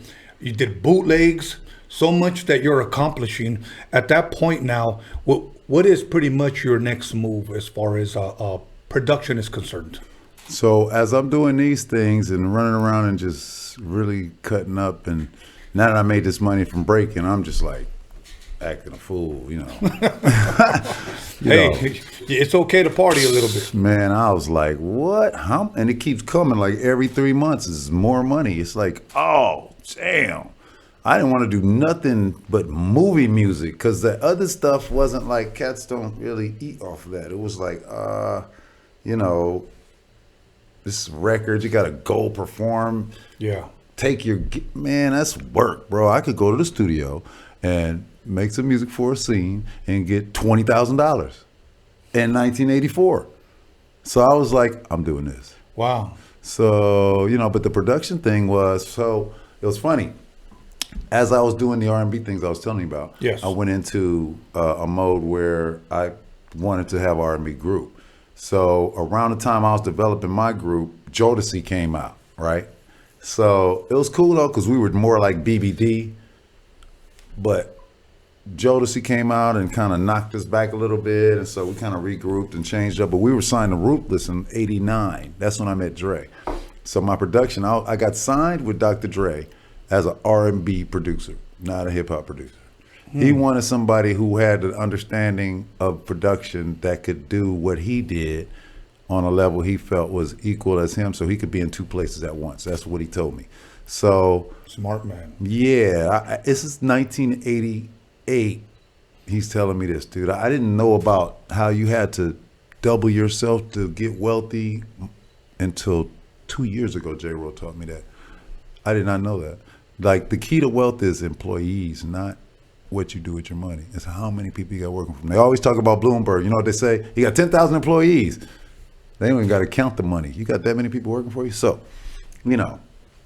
Wow. I always do this, man. I went into that. Yeah. Signed to Ruthless. You meet Dre. Dre right. doubles So himself. Dre comes up to double himself. We get over there. And then what I did for Dre was I showed him things I was doing that he was telling me he was mixing these songs and how they were mixing them. Like, all of us got to get on the board, and there's 7 of us on the board, and I need Ren and Yella to pull a breakdown and hit the mute at the same time. So this is what we do. And then we edit it. You know, they stop and do it again. Somebody always fuck up. I was like, bro, I've been working over here. They got this shit called automation. Automation. Check it out.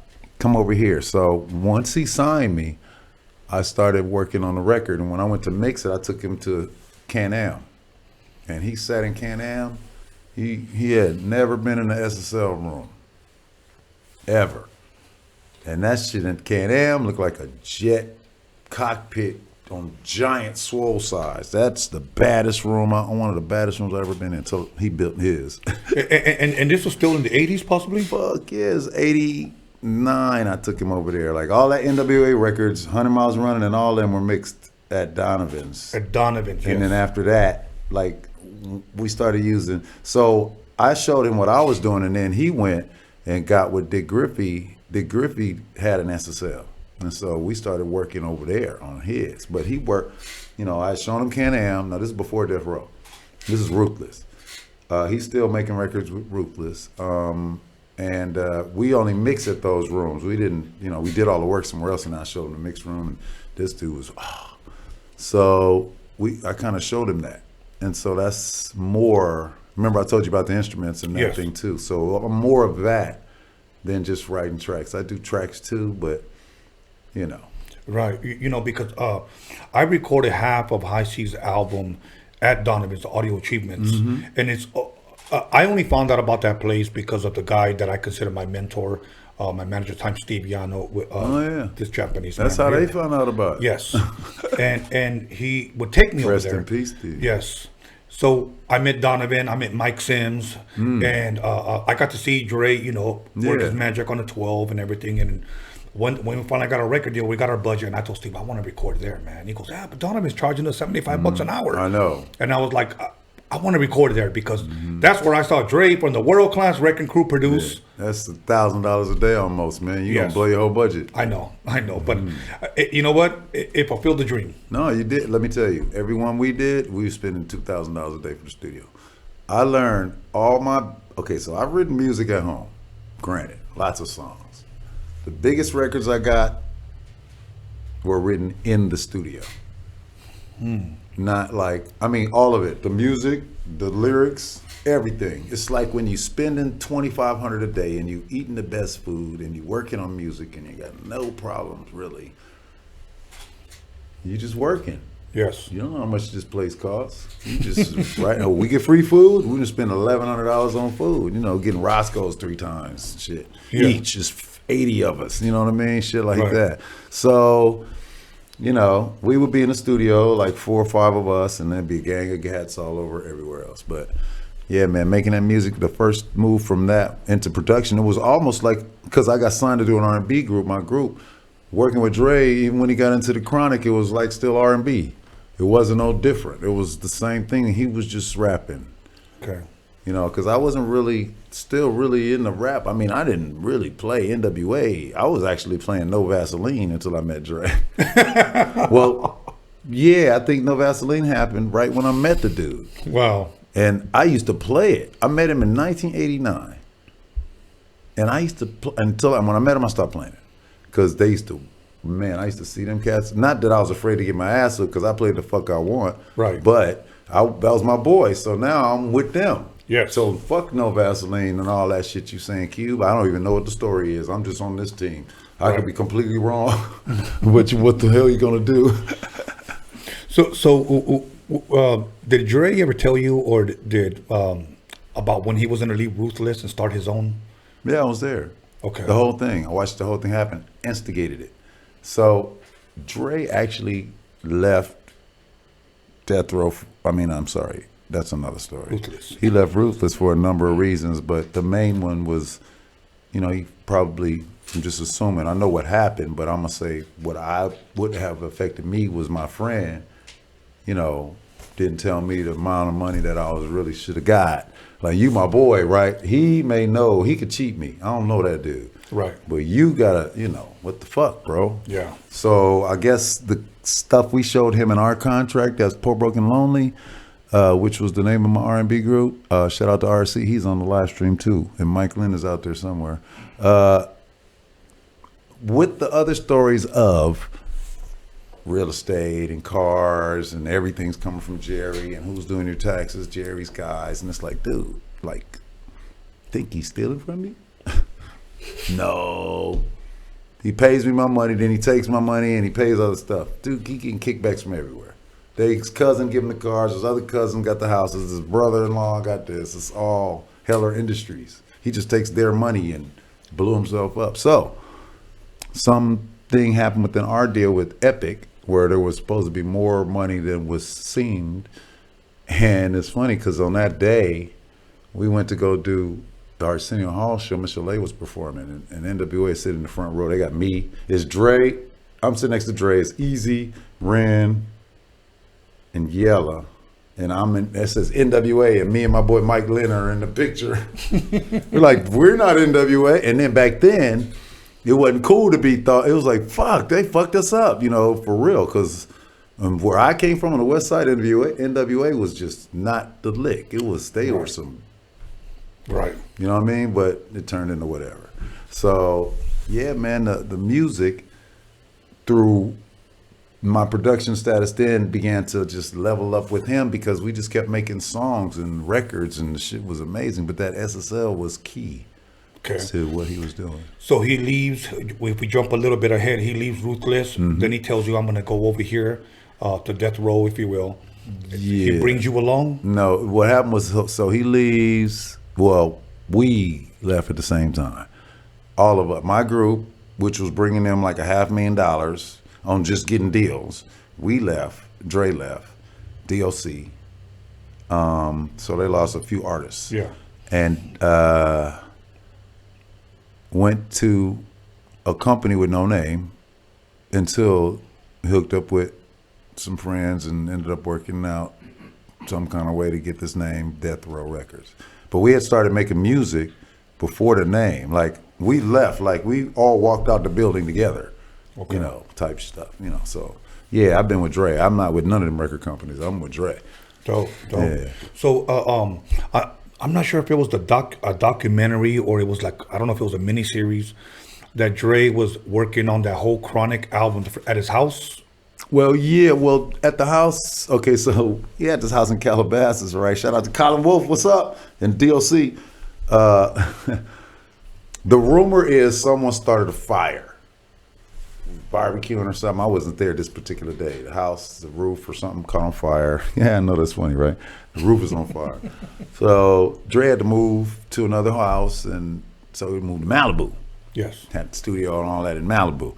And that's where G-Thang was done, and Deep Cover was done there, as well as in over there where we were on Cahuenga, which became the Death Row Studio, but it was Solar Records at the time. And Solar, through Epic, put out that soundtrack of Deep Cover from the movie. And that was like the first Death Row thing. It was all the artists and everybody on there. That's why we're on the cover, says featuring, you know, supposed to go like that. So that's where we're at doing that. And then we're working on, you know, other stuff, and we got G-Thang in the cut. We did Deep Cover, we got G-Thang, then we started working on the Chronic album kind of itself, and we just in there making songs, and Trey's like, man, I want you to do this song. I want to call it Stranded on Death Row. Again, everything, title, what samples, not how to do the beat, but basically use this loop, blah, blah, blah. So I got it. He was like, you got to get this record. I want you to have something on my album. So I did it. We did it. Got Bushwick on the intro. And it was funny to me because I always love it because Bushwick's talking over an organ. Yes. And I play the organ. Yes. So like I always like, that's the first song. I mean, Reckless, of course, I have been platinum, whatever. But this was like some shit. I'm working with a star and, you know. Yeah. So I was like, oh, and it got the organ at the beginning too. It's like, ah. Now, for me, I'm going to ask you, what did you use to create that? MPC? That was a sample. Oh, the drum, the beat. Yeah. Oh, my MPC 60, bro. We went off that shit so fast. Like I was the drum machine of the 808. That was the thing of the pad. That sound sounded old. Yeah. You got to remember, it didn't come back until the mid or late 80s with ballads, like the SOS band and stuff. They brought it back. That's the 808 drum machine. Right. Without the sub guys. So, you know. Okay, so now you get Stranded on Death Row. Obviously, we know the history of it. It fucking goes through the roof. Okay. If I'm correct, the next one is Snoop Dogg album. Mm-hmm. How much production did you have in that? Because people are dying to hear this part. Well, okay, like even on the Chronics, the Chronic record, it was the same thing. Like I brought the SSL idea and that thought and lifestyle, and then we went over there and did it. So and then I mixed the record with Dre. So on the Doggy Style, basically I was with Dre every day. So when we worked, it was just work. And some tracks I played all the parts. Some tracks I played some part, but I feel like we did it as a group effort, and you know, we produced this album. You know, there's some individual things that people have said. For instance, Doggy Dog World was like the one thing I did everything on except the drums and the vocal. You know, I played all of the sounds. So that's like my song, you know, for me of that time. But there's other songs that I worked on at the time. You know, like I was saying, I did all the gunshots on that damn album. Everywhere you hearing a gun, that's Glove. And then I picked them out too, found the sounds. So then I played like live hi-hats on like the song with Bernard Wright. We kept having problems trying to program them. This is all MPC stuff. Yeah. But it's easier to, you know, I didn't know I was a drummer or could do that shit. Dre was like, you could do it. We're going to have to keep punching it, but we just get a take and roll. Wasn't no punch. It was cool. We probably punched it a couple of times. Right. Same thing. He kind of got me like, you could play, like he wanted the bass, but I would play it a certain way. He was like, man, just play it. I was like, nah, we got to like sequence it. And he was like, nah, just play it. And he used to encourage me. I started just, because I used to play the Fender Rhodes in high school. We didn't have enough trumpets for melody. So they used to roll me out on a stand at football games, and I used to play the chord in the bass line. Wow. While the band was, it was like being on stage then. Like I said, it's weird, bro, when I look back on how things worked out. Now, for me, I'm going to ask you on the Doggy Dog World, boo, boo, boo. Yeah. What did you play that on? Mini Moog. So this is the story. So I come to the studio, I walk in, Dre's got the drum beat going, and my man T Green playing the bass. He's a badass bass player. They made up this bass line. I walk in, I hear the bass line. I'm like, oh, that's dope. So the Mini Moog is sitting there. Now we use a bass. We use them together a lot. People don't understand that. But in this particular instance, it seemed like the bass itself was just not the feel he wanted.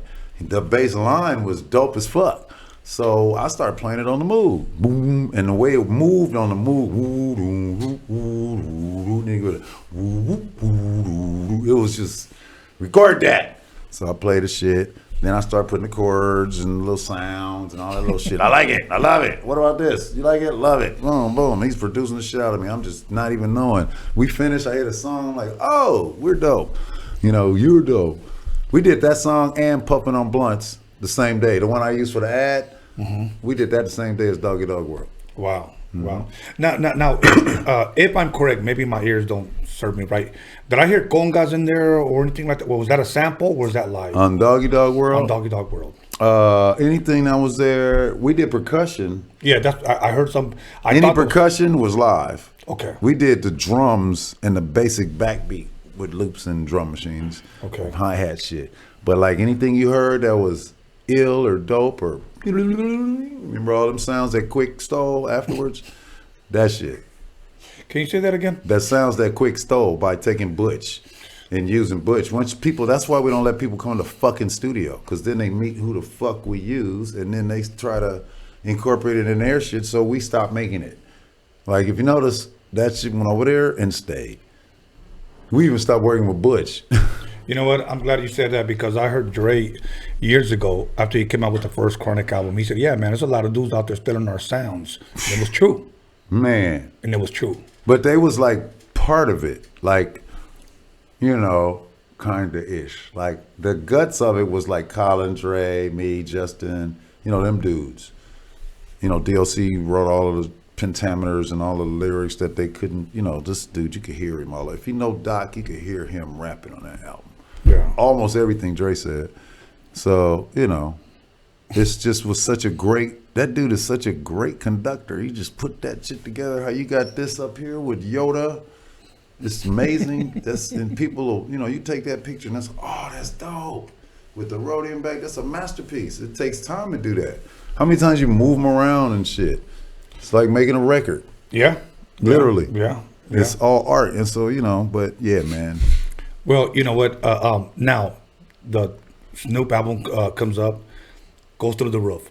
But let me touch really quick on that Once on Doggy Dog World, because it's one thing I love about that song is the video. Were you there at the video shoot? Yes, I was. Now, you know what I liked about all of it? That I saw a rerun. Nah. That I saw a rerun pop locking. Like, to me, that was like the shit. My dog almost bit rerun that day. I went up there with my Rottweiler since it was Doggy Dog World. I said, come on, Kilo, we gonna go check out your video. So I took my 2-year-old Rottweiler up there. And, I would have never thought that whose idea was that? Oh, that was the video and stuff. That's when Snoop said he wanted to put the dramatics on the track, right? He walks in and goes, we gonna put the dramatics on here. And I'm like, Snoop and T Green, I don't know, T Green, Snoop, one of them. It was a great idea, right? I was like, oh, a dramatics? Because you got to remember, they was old. Yes. They didn't have no record out. They was played out. Like, what the fuck, the dramatics? Okay. Because it was like, let's see what they got. And it worked. Oh, my God. They came in the next day. We did the tracking and all that other song that first day. They came in the next day and laid them vocals. And I was like, man, that shit is dope. So now after that, pretty much, did you have any production on the Dog Pound album? No. Okay.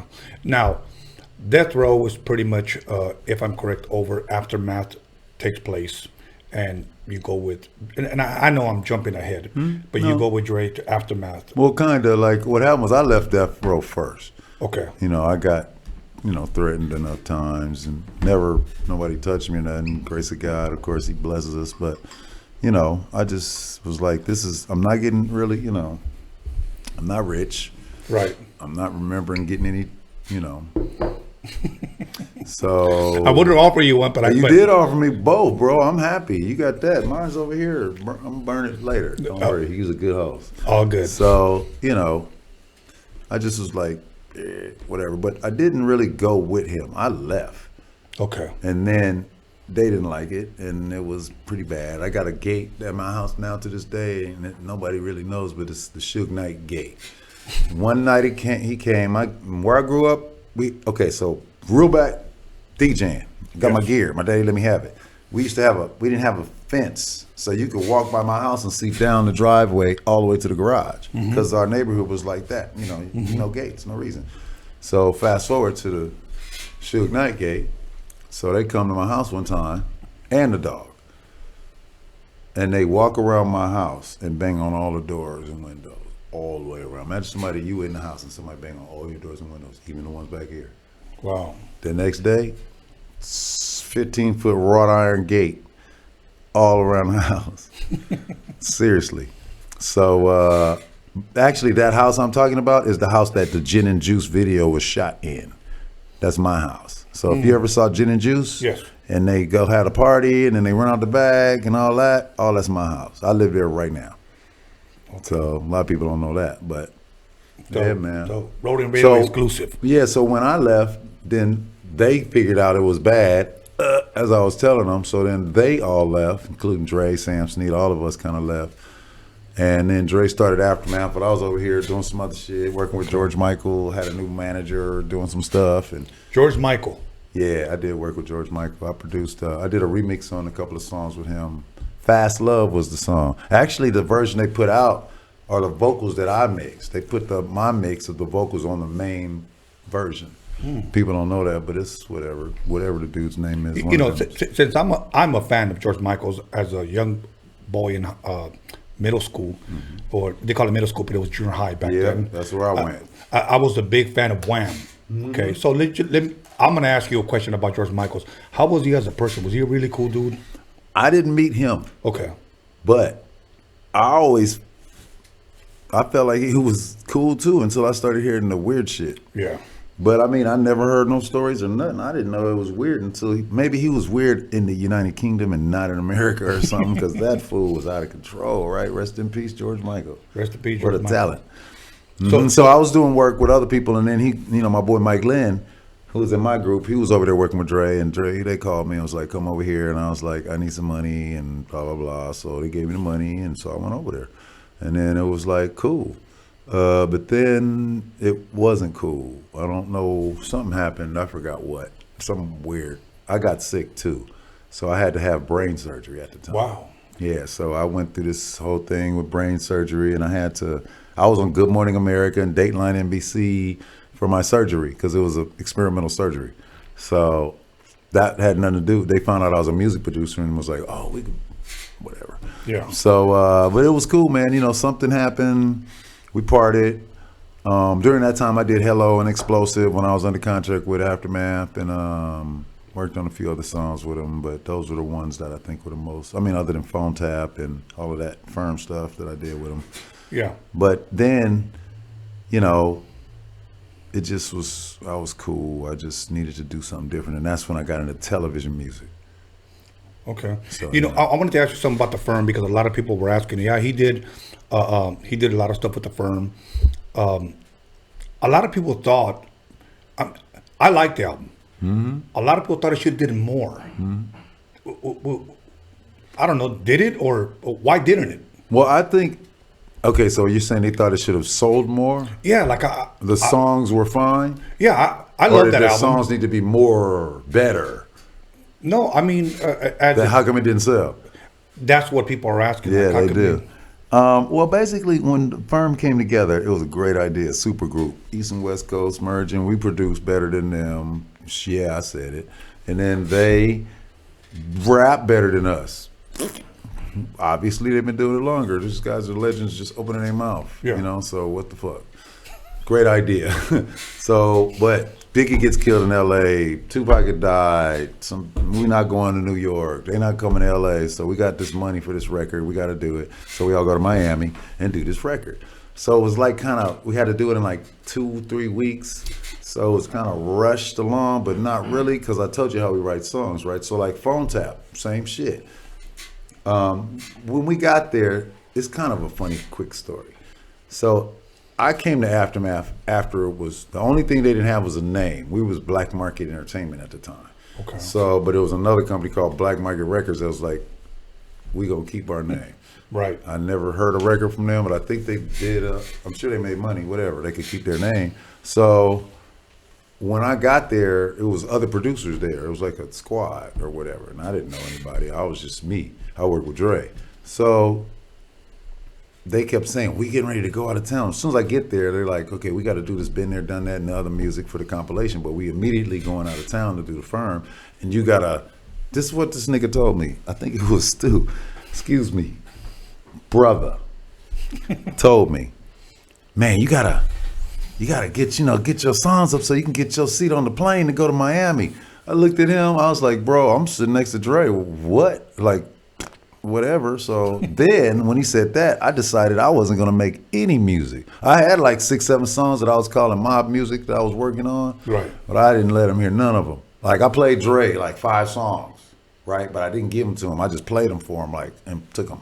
And then, but he was like, okay, we're going to Miami, whatever. So I had one sample that I could not get to work. It was just off. I was fucking eating me alive.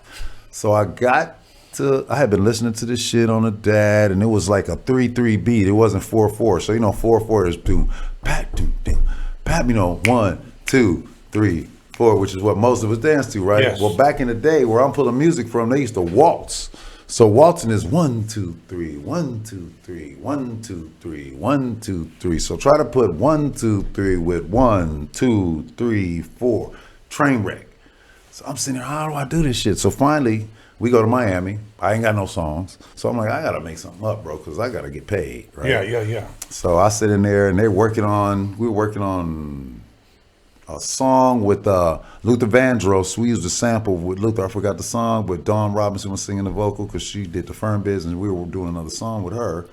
And I had my headphones and I'm in the drum machine. So we used to have everything plugged up to the board, right? But I'm back there with my headphones working on this phone tap thing. I think I got it, right? I caught it swinging I started fucking with it on the pads. And now, because I had it with my drum machine and all that at the lab. We used to have this thing called the Dome. 100,000 records, drum machine, DAT, samplers. We used to go in there. That's why we was like super duper. We had every record damn near.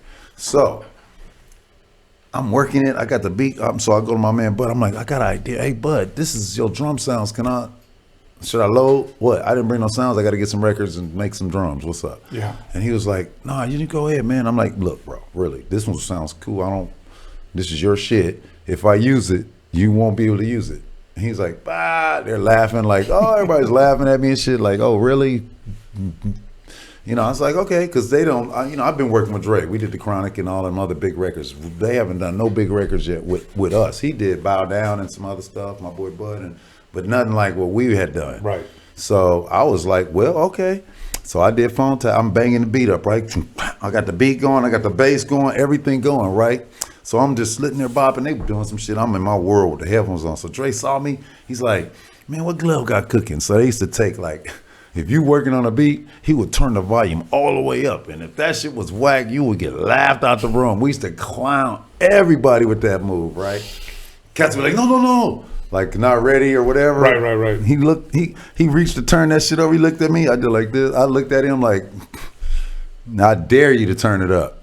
He turned that shit up, phone tap came on. Literally. The phone tap without the keyboard part. The bass, the drum, the whole shit, right? Nas and AZ come running upstairs. They was down there working on affirmative action. No, they was working on Desperados. They came running up, taking them big ass notepads, tore the papers off, sat down. Man, what we gonna make this about? Sorry about that. I was like, bro, whatever you do, man, you know how I said this. I was like, yo, you know how they do songs, a part of a song be the telephone, just a little part. I said, I think that shit sound ill, and with y'all's voices, we used to do the whole song on the phone. No way, ever done that. And he was like, yeah. And I was like, so we should be like, you could be in Bolivia and he could be in Europe and Nature could be in New York. And he was like, yeah. And they was like in Brooklyn and Philly. Right. I was like, this is supposed to be international, but whatever. So, you know, that, the video, all that with Phone Tap, it was like, oh, we were, you know, boom. It was like, I was all in that, not just the beat, but the whole shit, the visuals. So I felt like when I saw them, when Funk Flex played Phone Tap for the first time, I heard it played in the tunnel right after Keep Your Hands Where Your Eye Can See, which was the biggest song ever on earth at the time. It was like, do-do-do-do-do-do. That New York, when that come on, all of New York start dancing. People be in their sleep like, do-do-do-do-do. You know what I mean? Babies, everybody dancing in New York when that shit come on. Yes. He was like, oh, y'all want to hear this? Or this? And me and Dre was standing together with the guys. We was up on they had a bridge, across like the tunnel where you could kind of look down. And that nigga thing, boom, boom, Phone Tap. The top blew off of the tunnel. Everybody, it was Nas. Everybody started screaming. Oh man, I felt like I lifted up off the ground. That was my shit, right? Bang, and I was like, I could feel it like I was David Banner. Or, is that the one who becomes a Hulk? Yeah, David Banner. Bro, I was like, ooh. Don't get me angry. You wouldn't like ooh, and Dre he was the same. We was both swelling up like a motherfucker. So, we always felt like if they had released Phone Tap first, it would have just went platinum instantly. Yep. Instantly. That was my favorite song off that whole fucking album. Most people's. So now, just if you can elaborate a little bit more on Explosive. So, Explosive, there's another one like Explosive, Hello. Those were done on the same day. Hello is NWA. Hello, boom, boom, boom. I started this gangster shit. I did that track. So, that and Explosive were done the same day for King T, for his album. Really? Yeah, both of those. Those tracks were written for King. He got vocals on them somewhere. So Explosive, I started putting that together. I was like, Dre, man, we need something like this. I took that Bumpy's Lament sample. It was Mobb Deep had sampled it in some kind of way. Or Mobb Deep or Lil' Kim, they both had kind of, she did it backwards. It was that song, Never a Flaw. That's Bumpy's Lament, but it's backwards. Most people don't catch it there. Okay. So I was like, we need to take this and go the way it was on the record. I had this loop. It was going and I was stopping it. Remember I told you how you should do it with the turntable? Yeah. So I used to do that with the drum machine too. I would be like, pat, pat, pat. So I was doing it with the drum machine, so the loop part, and I was like, we can do this. And then I started playing that loop, and then I recorded it. And he was like, so I put and then he was like, I'm on this thing where we're better. So I'm like, we just need one kick, one snare, and one hi-hat. Fuck all the stacking sound shit. That's what changed music for me. I became a minimalist at the time. I said, that's it, bro. I don't want none of that. We need the dopest. So I found the sounds. He got on the EQ and because that it's the hat too. It's all together. Boom, that's it. It's just them sounds with where there's space. And it came from you. Yeah, I did that. I made I did that. That was my rhythm. Same shit. That's been my beat since I've been a kid. Because I always took the to use it when I scratched. To me, I was more of a see, that type of shit. It's a different flavor. Yes, and that's it. Now, the beginning of Explosive, was that a sample? No, that wasn't Explosive. That was. I'm sorry. Which one was that one? Yeah. What's the name of that song? Next episode. That's David Axelrod. Okay. The whole record though, it goes like that. When you play the record, it plays all the way through, just like that. Dre put a beat up, Mailman and Dre did a loop on it, and made some new shit up. So now let me ask you a question because I know my boy. I don't know if you know Breakbeat Lou. I do. Okay. Shout out to Breakbeat Lou. Shout out to Breakbeat Lou. Much love and respect to him. I'm trying to get him over here. Did you ever use any of those Ultimate Breaks and Beats? What? When I met Breakbeat Lou, I hugged him. I was like, bro, you're like my childhood. Yes. Okay. We used every one of them. I had but we kept them like this though. They would be like everywhere, like this one. this one, it got the loop on it. Use this one. Yep. I never kept them in the cover. Sorry, Lou. That's how we did it. You know what's funny? Dre's, that I remember, one thing that I picked up on, and who am I to criticize Dr. Dre, but Audio Achievements, some of his favorite samples were Funky Drummer. Oh, God. And Impeach the President. Oh, God. Yeah. Still. Impeach the President got the dopest snare drum, though. Yes. You know, but... You know what's funny? Because DJs, if we hear another DJ scratching like that snare, we're like, Impeach the You President. forgot one, though. Sing a Simple Song. Oh, yeah. We use that one a few times. People don't know, like Deep Cover. Dun, dun, dun. Yeah, that's... Right on time. That was right on time. Yes. And that was the same shit that Shock G used for Humpty Dance. Yeah, but it was... They used another side. There's a left and a right. The right side is what they used in the thing. We took the left where the drums are by themselves and cut the left side out.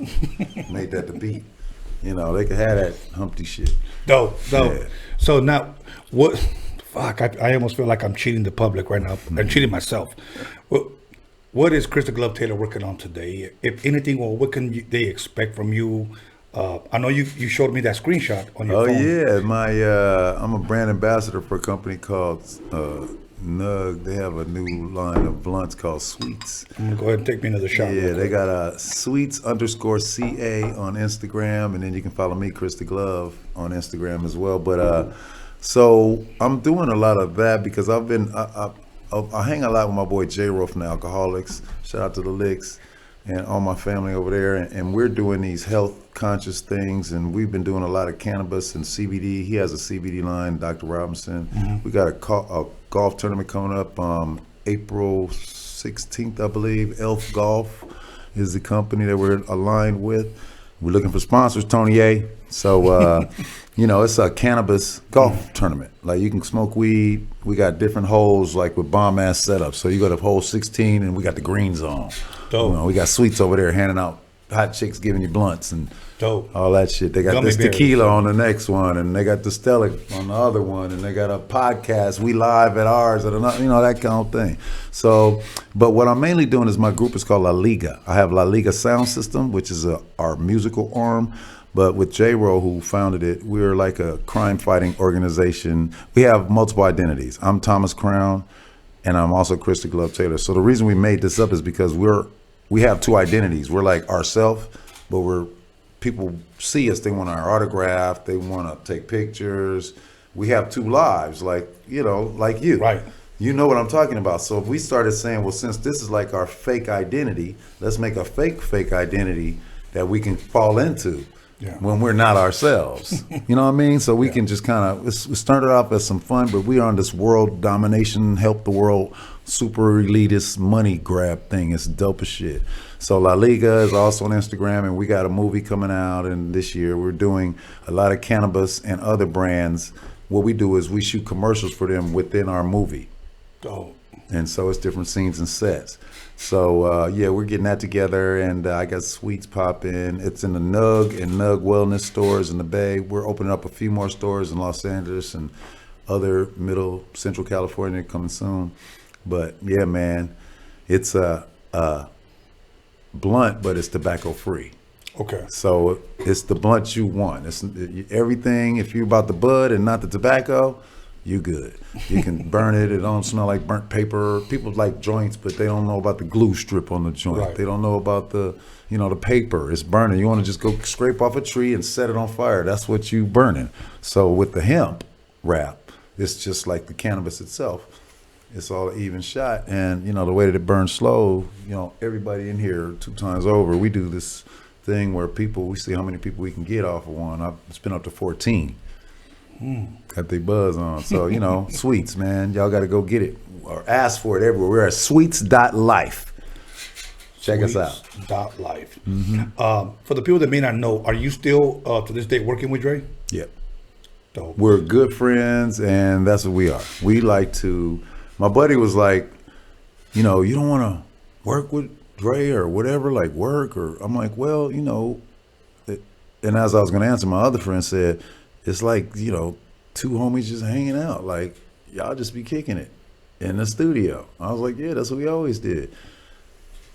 So he's working on a few secret projects that he'll send me the music, and You know, I may go up there and touch one knob on a mix or make a face when he does something, and he'll be like, "Oh, you heard that?" You know, that's pretty much my extent of working with Dre. With the exception of I've written some songs for another secret project of his, 4 songs that he loves. So, you know, we got that coming. Dope, and it's I can't even tell you what it is. It's all good, brother. Yeah, all good. You know what? I truly understand that because, see, one mistake that we did when we were filming this documentary for Steve YANO, it's a 3-hour documentary where we have about 20 people we interviewed: Violet Brown, Lonzo, Arab, clientele, etc. And we started promoting it before it was ever done. Yeah, that was the somebody will steal your idea. That's what happened. Well, somebody was trying to, so. He's just lucky that we didn't catch up with his ass because I would have knocked his ass out. Oh, come on now, Wizard. I know you, man. That part I do know. Yeah. So I've been to the Rhodium. So, anyways, brother, listen.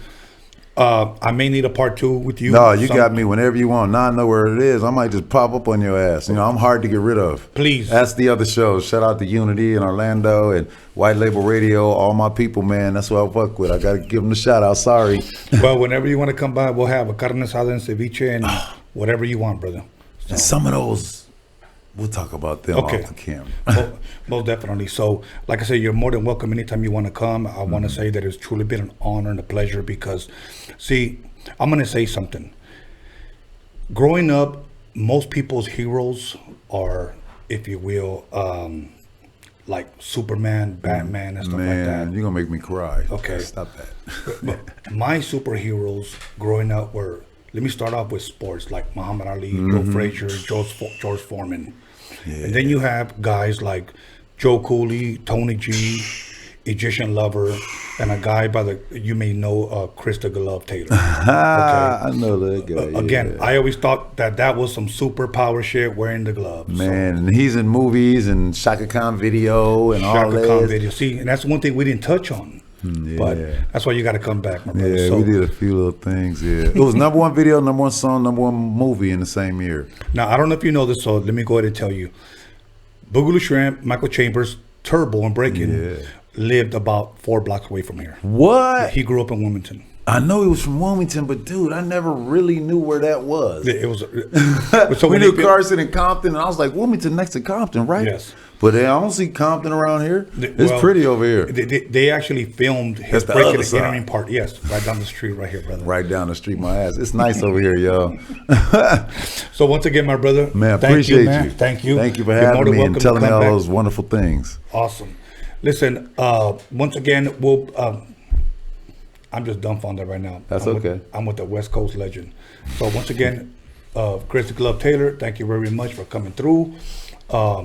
We'll be back on Sunday with a double feature. Okay, go ahead, Rhodium Mixtape, DOCUMIXERY at DOCUMIXERY.com. Send in your 20 to 30 second video to rhodiumradio@gmail.com, and we're gonna start posting those possibly next Wednesday. Okay. If you have any music, any suggestions, anything that you want to, any artist that you want to recommend to us, go ahead and recommend them to us at rhodiumradio@gmail.com. Please do not DM me. Please do not inbox me when it comes to your music. Send them all to the Gmail, because every day I get about 50 DMs, including inboxes on Facebook, but people sending me their YouTube. Do not do that, please. I don't click on any links. Send them to rhodiumradio@gmail.com. Other than that, I'll see you guys Sunday. My boy Jen, Fashion Town, thank you for the shirt. Thank you for the hat. Once again, much love, much respect. John motherfucking Elkins, DG Media Clips, my boy Dogg Nasty, and everybody else who didn't show up today. You know what? Fuck off, y'all missed out. See you guys Sunday.